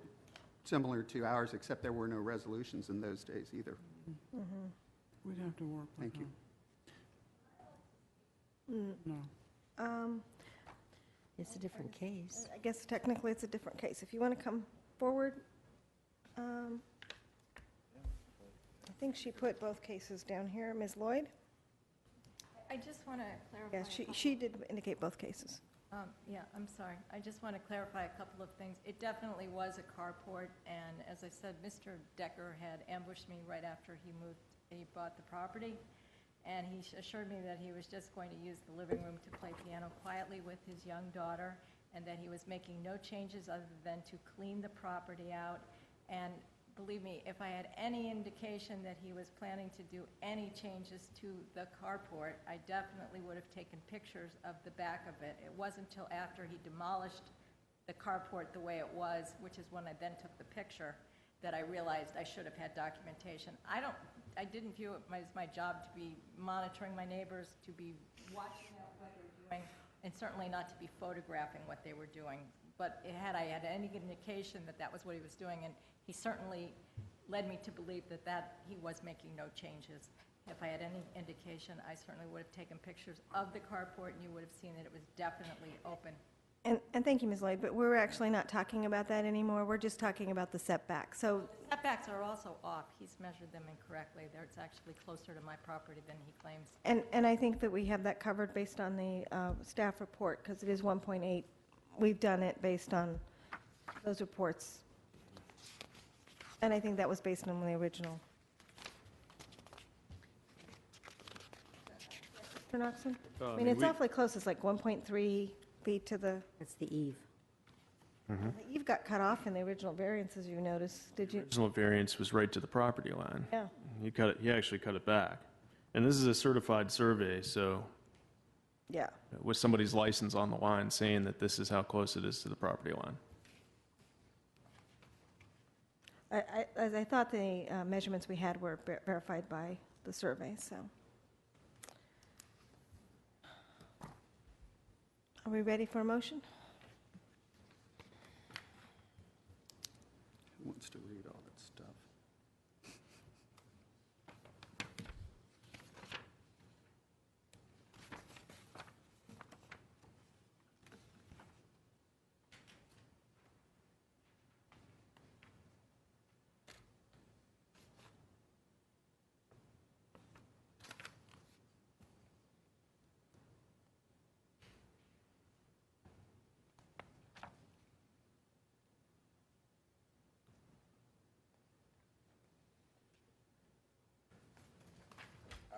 Madam Chair, I believe this is the motion. It's on the bottom of page 4. I move that the Board of Zoning Appeals adopt the attached resolution denying use permit B-10947-14-UP1 for a setback of 1 foot to the eave of an enclosed carport from the right side property line instead of 16 feet as required, 3.5 feet to an existing air conditioning unit from the right side property line instead of 5 feet as required, and 3.3 feet to the eave and 5.8 feet to the wall of an existing shed from the main building instead of 8 feet as required, but approving a use permit for a setback of 16.3 feet to the enclosed pool addition from the rear property line instead of 25 feet as required, 7.4 feet to the existing one-story home from the left side property line instead of 8 feet as required, 3.4 feet to the existing carport from the right side property line instead of 16 feet as required, and an aggregate side yard of 10.8 feet instead of 24 feet as required to bring the existing main building into compliance. Second. Thank you, Mr. Russell. Moved by Mr. Smith. Quick question. Yes, great. One of the conditions of the staff report is number 7, the applicant shall obtain a mechanical permit for the right side air conditioning unit. If there's an open carport, you don't need an air conditioning unit right there, do you? Shouldn't. Do we really want Well, that? If you're denying it, he's moving it. He's It's moving part of it. it's part of the conditions. But he's going to move it, he has to move it to some other location. Yes, okay. Doesn't have That to can, take. the- that condition should be removed. But I mean, if he moves it to, if he moves it to 5 feet to meet the setback, he needs to do that, but. Okay. So I it just should didn't read, wanna the put it- applicant shall obtain a mechanical permit for the right side air conditioning unit if moved and not removed? I mean, maybe he needs another air conditioning unit. I don't think we need to presume that he doesn't need an I air think we can conditioning. just take that out. That's what I Deny. We're not approving a setback for it at this point. Deny. We can just remove it. Right. Good catch. Thank you. So as amended, Mr. Russell, Mr. Smith? Yes. All in favor? Aye. Aye. Four affirmative votes, the motion carries. The applicant had a question, Madam Chair. Mr. Decker? It's more of what I asked. I'm still very confused. The original footprint of the house can stay, but has to go back to a carport. The shed comes down, and the deck comes down, the air conditioning gets moved. That's my understanding. Is that the net result? I wouldn't comment on it. Yes. Yes, correct. Thank you, Mr. Decker.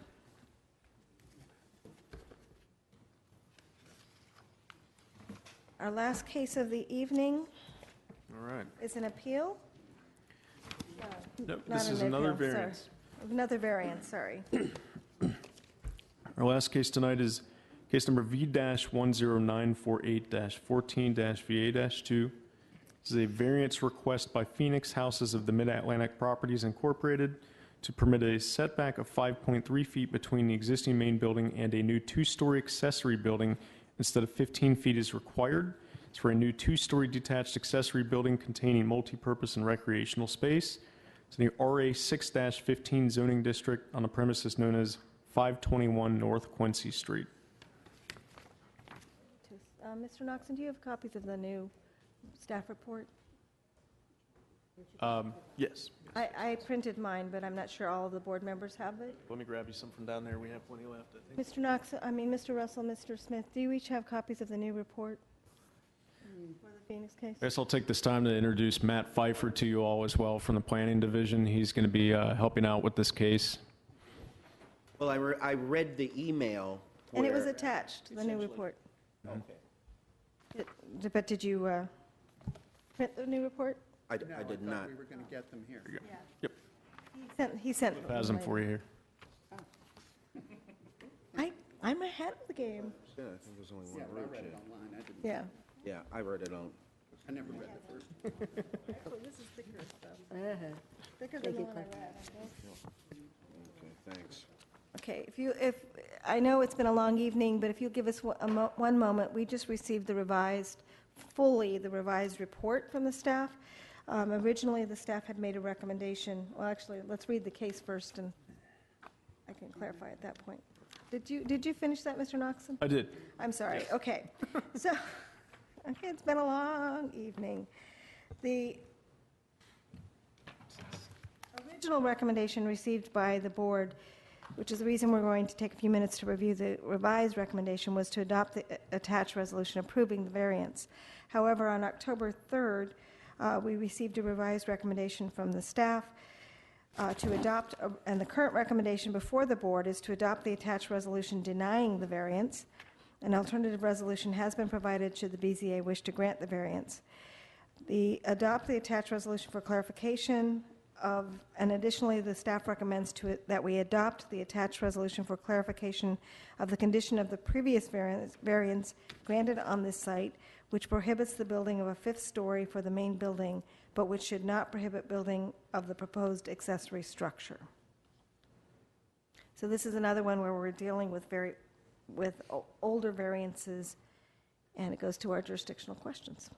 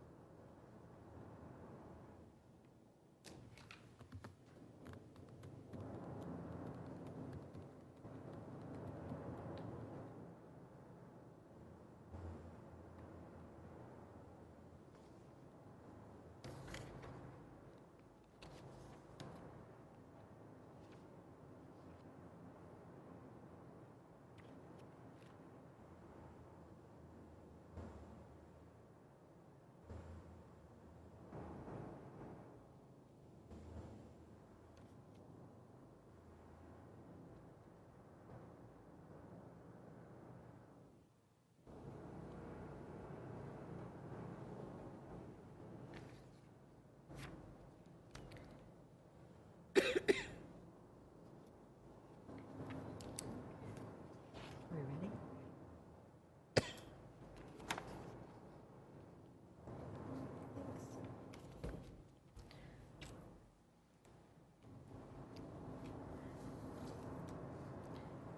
What are they doing?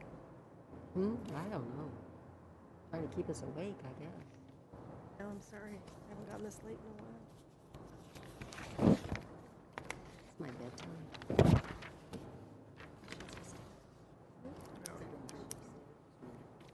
We're ready. Questions of staff? That would be me. I have two questions. One, why is this a variance, not a use permit, when it's for a setback? And Wait, hold on. Apparently not. Can I just go home? Okay. Okay, let's take your first question. You're asking, why is this a variance on a use permit? Instead of a use permit. Right. The county board can only give a use permit for use. The county board has no authority under this use permit to give any modification on setbacks. Okay, see, all right, let me start all over. This is for a setback. That is usually a use permit that we give for setback changes, right? Right, So but then why this is is a an variance? an RA district. You can't give use permits for setbacks in an RA district. Okay. Number two, are we supposed to decide on, to clarify a condition of a use permit that was given earlier? Isn't that, are we supposed to be the ones to clarify a condition that was, of a use permit that was approved a while ago? Is this BZA supposed to do that, or is staff supposed to be doing that? And are we supposed to do that based on no information? That's what I'm very confused about. How can Well, we? first of all, the staff doesn't have the authority to say that a condition on a variance that a BZA gave, that it's okay to clarify that. We can't really clarify that. The question here is, when the original variance was granted, there was a condition that said that the original building could not have a fifth story. So the applicant has requested clarification that that condition will not preclude them building an accessory building. Right. And They staff wanna doesn't have the authority to say that. And they want to clarify that not be expanded or built over with the fifth story Right. means that you can't. So we get to decide what somebody in 1999 meant when they wrote that. That we can do that. We have the authority to do that. What you would actually be doing is just looking at the language and saying that in clear language, it means that the actual building that was built can't be expanded, but it doesn't go any further than that for an accessory building. So why is that even being questioned? That makes perfect sense. I think the applicant requested. Okay. But we don't get to that issue until we address the other issue of where the siting of that accessory building can be done and whether they can do it under the variance. Right. Because it's similar to the last issue. Once we decide the variance issue, other issues on setback or clarification become relevant or irrelevant. Chairman? Mr. Russell, On page 2, there's... turn on your microphone, especially over. I'm sorry. Yeah, complaining about this. On page 2, there's the language from the 99 variance that says not be expanded or built over with a fifth story. And I think that the or causes the problem. If it had just said it may not be built over with a fifth story, or even if it had said not be expanded by a fifth story. You see where I think where you would worry, does that mean there's no expansion of any construction? Right. In addition, and I would say that it appears to be the intention was not to add a fifth story. To the building at It had question. nothing to do with additional buildings on the property. And Madam Chair, I was, because one of the earlier cases that I was involved in, and I remember the discussion, and it was really all boiled down to height. You were involved in this case? Yeah, this was, I remember that because before it was built, I remember that every time I drive by now, I remember, it was an early BZA case I was in. Yeah, but it was a height issue. There was no discussion of other structures, but it was really the concern about the massing vertically. In the beginning of the corridor build-out, that Ballston and the subsequent, courthouse and on down. I think we've got a clarification.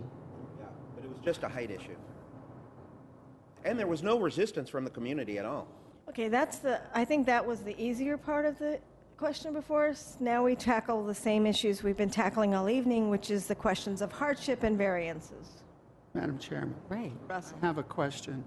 I have a question about the parking lot. Are the parking spaces there, the parking spaces that are required for the property, can they be reduced? Or is this like exactly what has to be on the site? I have another question then, that's what they're all saying, yes. So the parking lot is kind of constraining. We can ask them to answer for the record, but. The parking lot is part of the constraint of why the building needs the variance, the 5.3 from the pinch point. It's just one little point. They can't move the accessory building back because then that would interfere with the required parking spaces.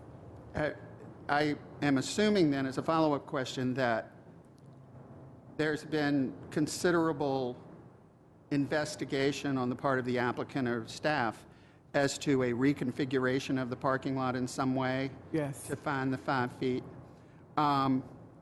Okay.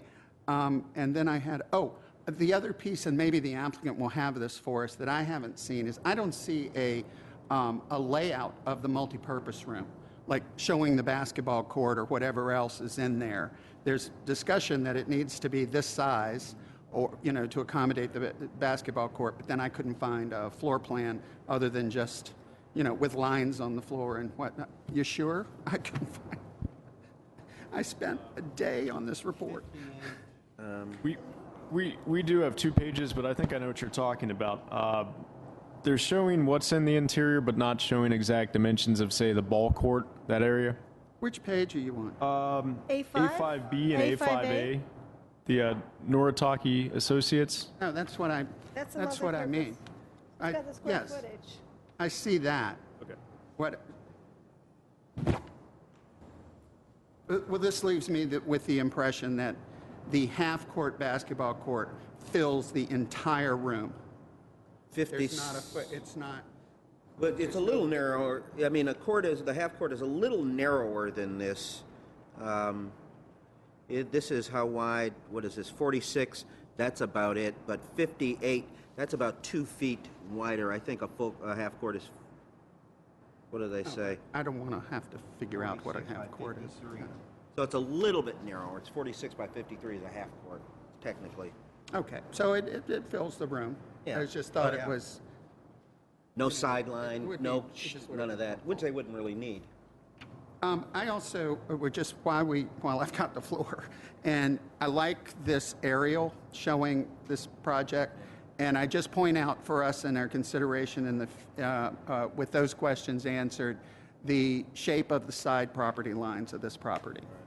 Thank you. But I guess the lines did raise a question for me in terms of Mr. Russell's question on the parking lot. So the parking spaces are outside of their property line? No. See the red line around it, the red dotted line? Those are the parking spaces right inside the line. So the parking next door is not their parking? No. It's for an apartment complex. We're only talking the parking spaces where the vans are at? Yep.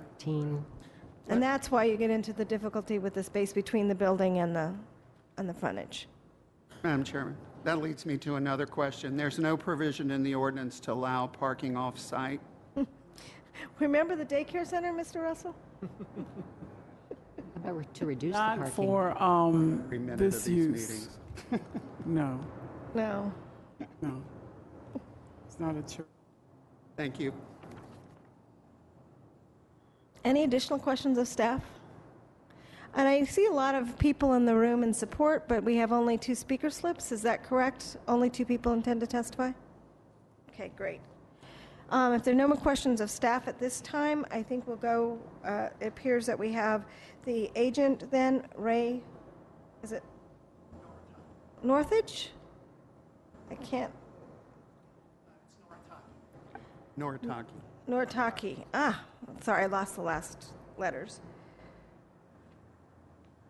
605 Prince Street, Alexandria, Virginia. Mr. Kenny wants to speak. Mr. Kenny doesn't have a speaker slip. Can you? Representing the applicant. I know you still need a speaker slip.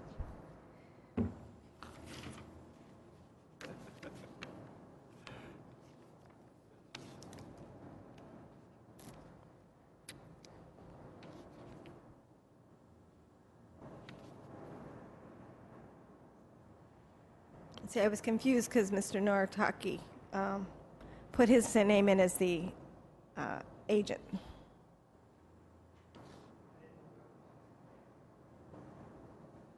Okay. Thank you, Mr. Kinney. 2300 Wilson Boulevard. I guess you are representing the applicant. Is that correct? Okay. Why don't you have the floor? Thank you, Madam Chair, members of the Board of Zoning Appeals. My name is John Kenny. I'm with Bean, Kenny & Corman, and I'm representing Phoenix House, who's the owner of 5521 North Quincy Street.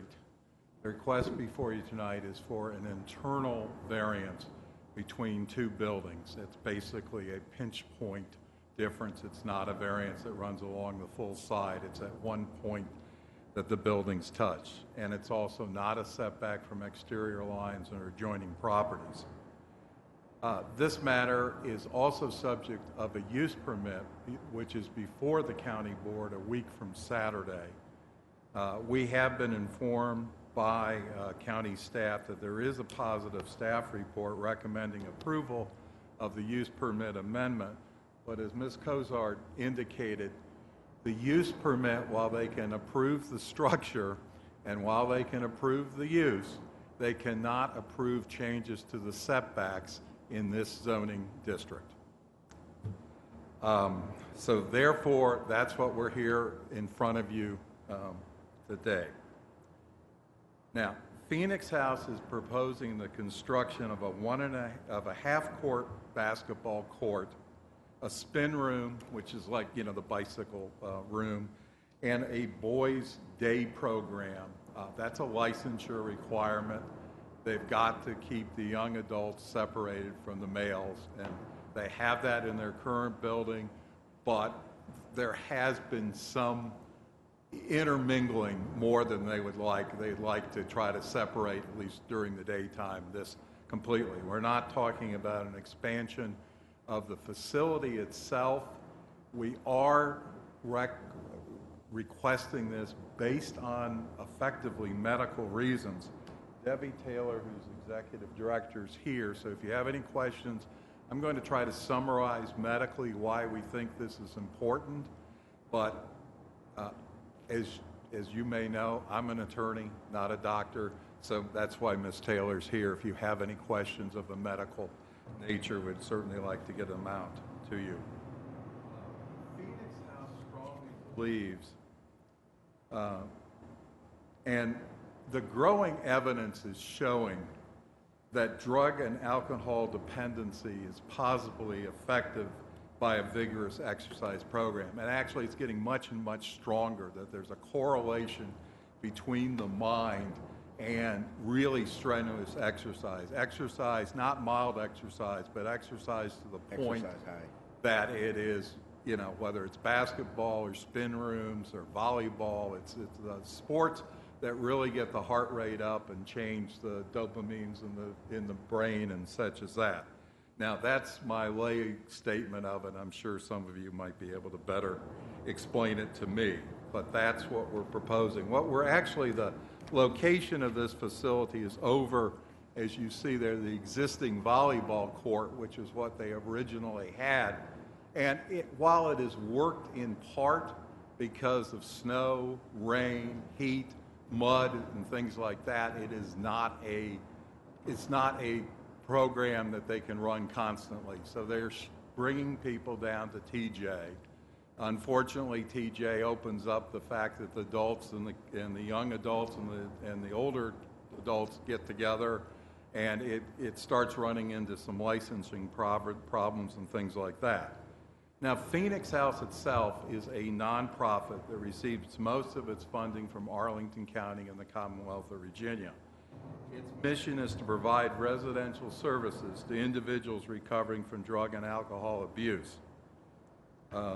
Individuals that are in this program are basically individuals recovering from alcohol and drug problems, and are defined as individuals with an impairment that substantially limits a major life activity under both the American with Disabilities Act, the Rehabilitation Act of 1973, and the Fair Housing Act. Mr. Kinney, I think we know the value of the program. I think all of us can take notice of that. The issues we'd like you to address is the hardship questions that would allow us to grant the variance under the zoning. Actually, what I was talking about in terms of the life impairment does come into my argument, so I'll try to bring that in because of the fact of the ADA requirements for reasonable accommodation. I know it's always difficult to adjust an attorney with the Department of Justice on issues that are not my feeling, but give me a chance to try on that. If you look at the factors in evaluating a variance, first of all, the history of acquiring the property, basically whether they buy into this. They had an existing property next to this when they acquired this property. Now, the county basically strongly requested them to find an adjoining facility so it wouldn't have to go out to the community at a new place just because of what's happened with the school controversy or any other new program. So they said, try to find a place next to the existing. So they came up with a swap, but the swap involved putting 3 pieces of disjointed property together, and that's what came about with the unusual configuration. They literally put 3 separate pieces, traded their property with the owner of 2 of those and switched on another one. So the acquisition was not something, it isn't like they went out and bought a property that was 60 foot wide and they're now asking, because, it's 58 feet, and they're saying, now let's give us a variance because it was 58, and we knew it was 60 all along. The other thing I would say on this is they did not know at the time they purchased the property the medical changes that have occurred in the last 10 or so years, just on the value of the physical exercise and the medical program and the changes occurring in drug and rehabilitation programs. Now, in terms of the hardship, I think from the very beginning, and I think this was just a slight mistake in the existing staff report, but the hardship is unique to this property. The lines are not a commonly shared situation. That was stated in the staff report of 10 years ago. And I think looking at the map itself, it's fairly obvious that it's not the normal rectangular type of situation. If you look at some of the other factors to consider, would the variance be detrimental in any way to the adjacent properties? Well, in this particular case, first of all, it is not on the sideline, as I said. It's an internal pinch point, which is probably the least effective to neighboring properties. But in this case, Phoenix House has letters of support from the Ashton Heights Civic Association, from the Buckingham Civic Association, from the Hyde Park Condominium, from Historic Ballston Park, and 3 of the other adjoining owners of the property. So I would say nobody in the neighborhood or anybody else is feeling it's going to be detrimental. And the next issue that we're looking at, would the variance change the character of the neighborhood? In this particular case, on one side, we've got an auto repair shop. On the other side, we've got Historic Ballston Park. Across Quincy Street, we've got American Service Center. It's clearly an eclectic neighborhood. It's not a single-family neighborhood. It's got multifamily on one side, industrial on a car repair place on the other. So I don't think we could find that particular standard was not being met. Now, the other question really comes down to the hardship, and is it a special privilege? Well, first of all, I don't think it's clearly not a special privilege in one sense, in the fact that their funding is on a per-person basis from Arlington and the Commonwealth. They're not going to, there's no financial gain that occurs. They don't get extra money on funding if they now have an indoor recreational facility. This is money that they're raising themselves, and it's not a special privilege in that sense. We don't think this is an amenity. We think this is part of the medical treatment program that is needed for this particular facility. And in that particular case, we think there's a strong argument that the county actually has an obligation to make reasonable accommodations in its policies, practices, and procedures where there are individuals who would benefit from the modifications that are part of a protected class under the Americans with Disabilities Act, the Rehabilitation Act, and the Fair Housing Act. The Department of Justice has explained this requirement, and what they say in this regard is localities are required to make reasonable modifications to policies, practices, or procedures to prevent discrimination on the basis of disability. Reasonable modifications can include modifications to local laws, ordinance, and regulations that may adversely impact persons with disabilities. For example, it may include reasonable modifications to grant variances for zoning requirements and setbacks, which I believe is what we have here before us tonight. And now I need to ask you to summarize. Time is up. Well, I think I've tried to go through the different elements of and put forth our... I think we may have some questions, so you'll get to, I think, address any other additional points that you may have. Real quickly, is that from the Code of Federal Regulations, that what you just quoted? I'd like that cite. What I actually quoted from was the Albemarle zoning ordinance, who quoted from a DOJ publication, but I have that here. Probably like a practice manual for DOJ lawyers that are prosecuting ADA cases or rehab cases. It says it comes from an ADA and City Government's Common Problems, U.S. Department of Justice, Civil Rights Division, Disability Rights Section. Okay. Thank you. I think at this point in time, as you've raised the Department of Justice a couple of times, I want to make sure that I put on the record that I do not serve on the board in any capacity except as a citizen of the United States, so nothing I do here is related to my daytime employment with the Department of Justice. My concern is I was getting into an area that you may have more knowledge on. My day job has nothing to do with what I do here, so believe me, all the expertise I have here is what I've learned pretty much through my colleagues, and actually my first job was in zoning, so I was, unbeknownst to the circuit court, actually qualified for this job when they plucked me out to do it. In any event, I said, Mr. Kinney, we may have some questions, and I do have a couple for you that might allow you to answer additional questions, which is, the first one is, and the part we didn't discuss with Mr. Decker, the other issue that the board is constrained to deal with when we talk about variances, and I think we're all aware of this, and this is why we didn't go into it into too much depth.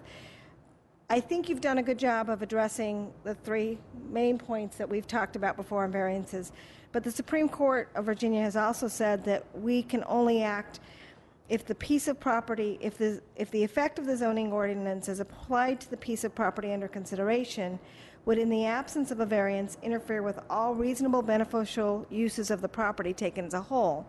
And we know that there are other uses that can and have been being used by Phoenix of the property.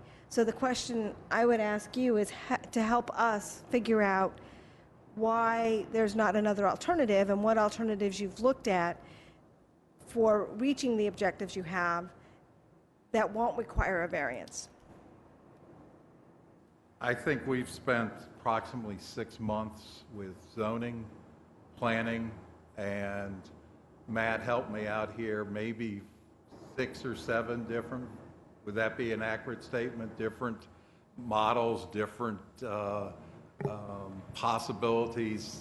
Everything we come up with has a setback either on the neighborhood, or this is the one that seemed to be the least of the problems because it's only at this touch point. So we have looked at other issues. We have a requirement. It is a dormitory. We have a parking requirement that the board has to, basically follow on that. That seems to be set. And if you look at literally the way these lines come in and out, particularly at the point where the open space is, the only open space or whatever, they happen to occur right at the point where the building needs to go. Yeah. And I mean, just from a medical point of view, I think we feel that the half court, again, if we thought that a bocce ball court would work to getting the cardiac up and getting the kids to play, but they like to play basketball, they play volleyball, they do the spin room. These are the things that work. We know they work, and we think they're medically required. And I think on the basketball court, on the half court side, if you have less than that, you basically are shooting horse or pig or whatever you shoot, in a game like that. You don't have the same cardiac effect that you can get on a half court gym. Thank you. We do have a couple of speakers in addition, I think.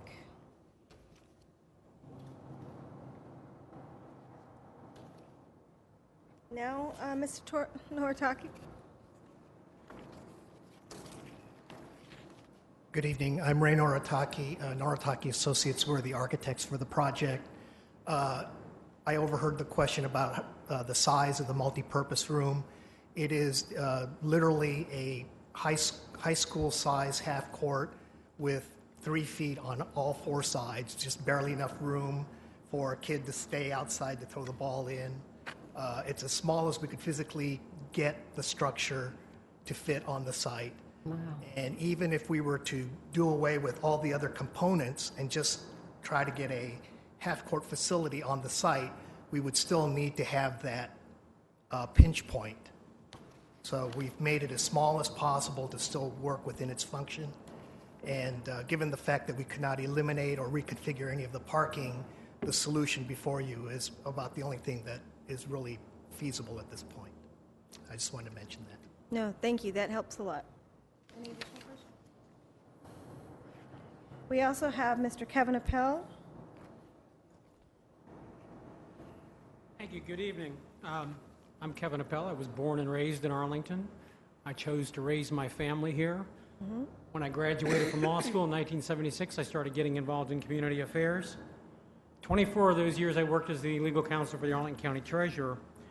I've been involved in a lot of county activities.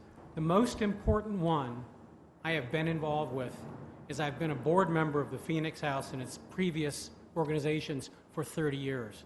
That is the most important, because when I work with them, I see the impact on lives, all right? I see people whose lives have crashed and burned turn themselves around because of what Phoenix House is able to do for them.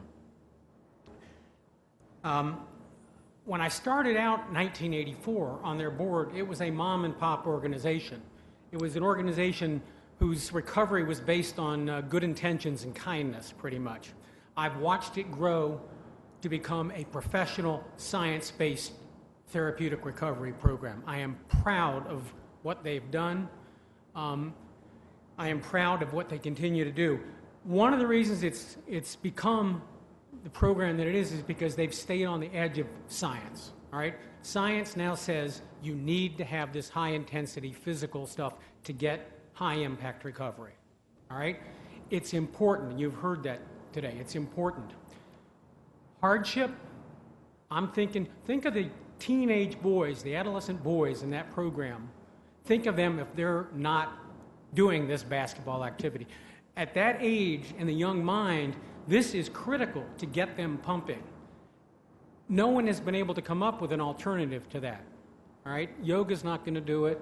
whatever else you can do in a multi-purpose room, you need this activity. So I would suggest that the hardship is the hardship they're going to feel, and the fact that the building can't exist for its purpose unless it exists as is.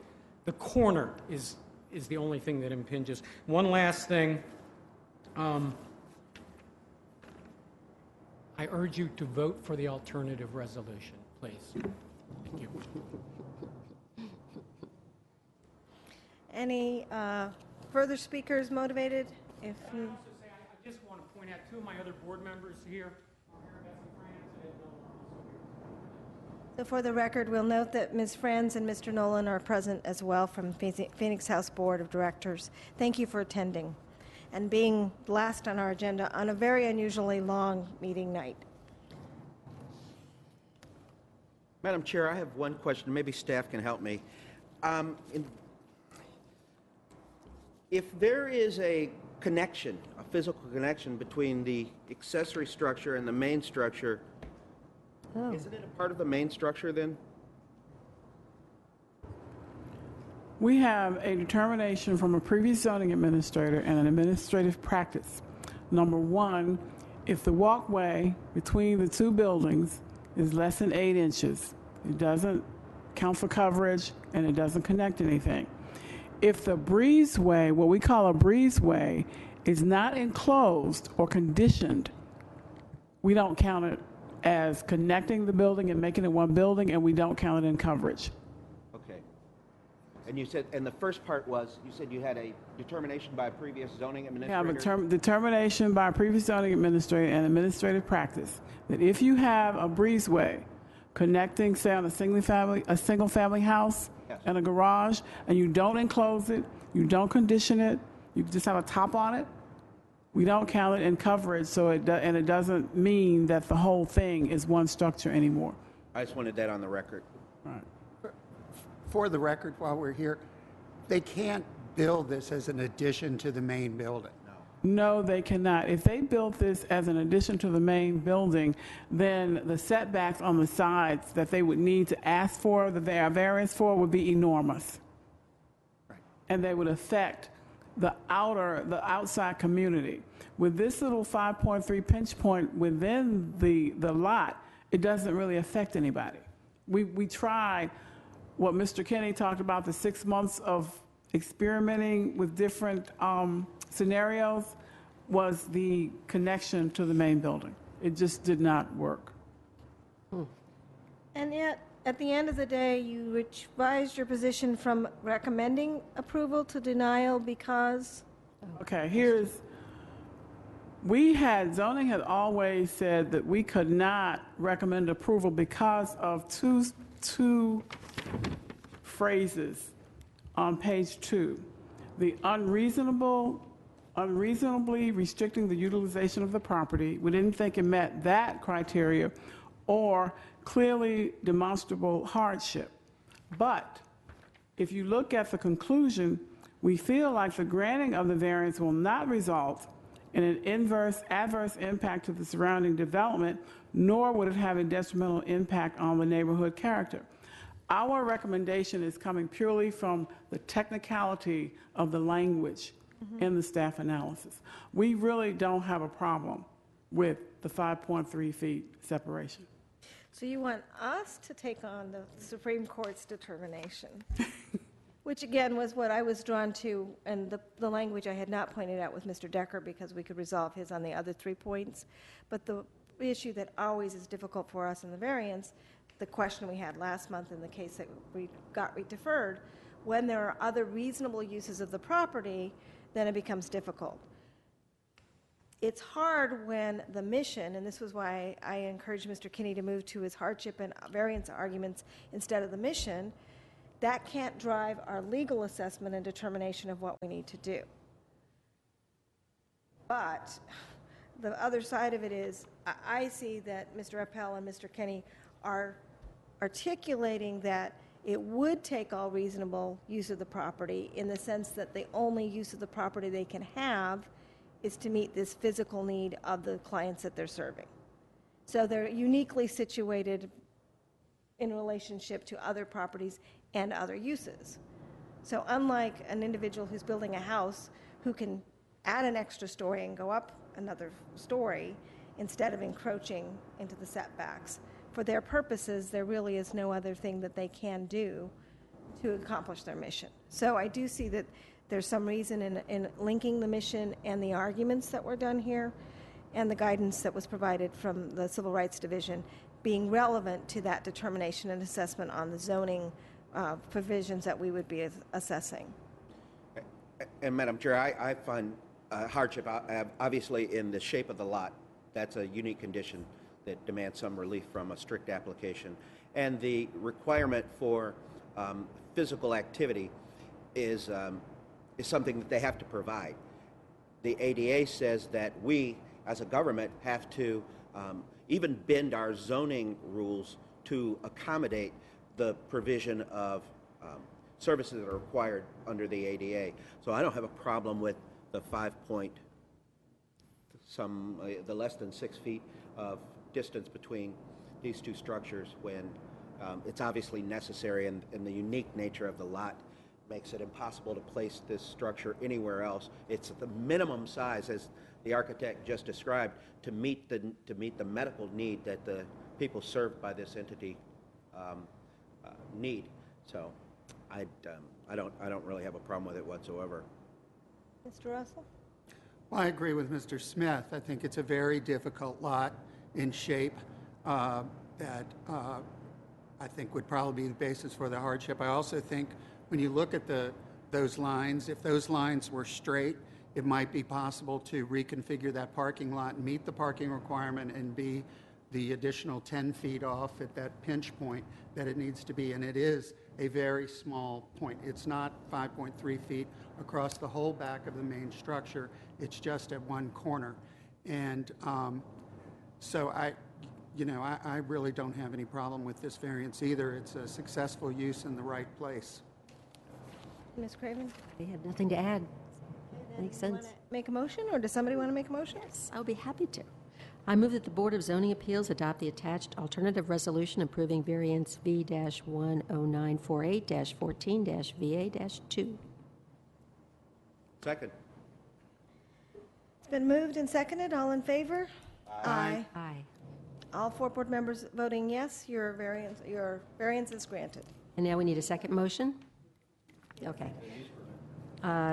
No. I move that the Board of Zoning Appeals adopt the attached alternative resolution approving the clarification of a condition of variance V-8771-99-1, which would not prohibit construction of the proposed accessory building.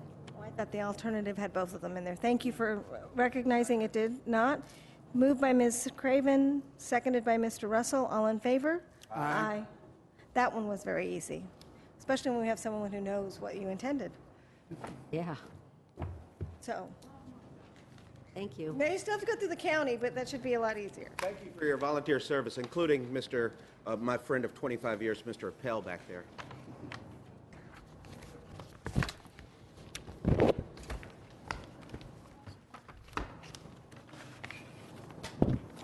Okay, we have minutes. About 150 pounds or 200. I move approval of the minutes of the September 11th BZA meeting. Second. Been moved and seconded. All in favor? Aye. Okay, the minutes are approved. And we can go off the a motion for adjournment. Move to adjourn. Mr. Smith moved. Second. Ms. Craven second. All in favor? Aye. And we are adjourned. Thank goodness.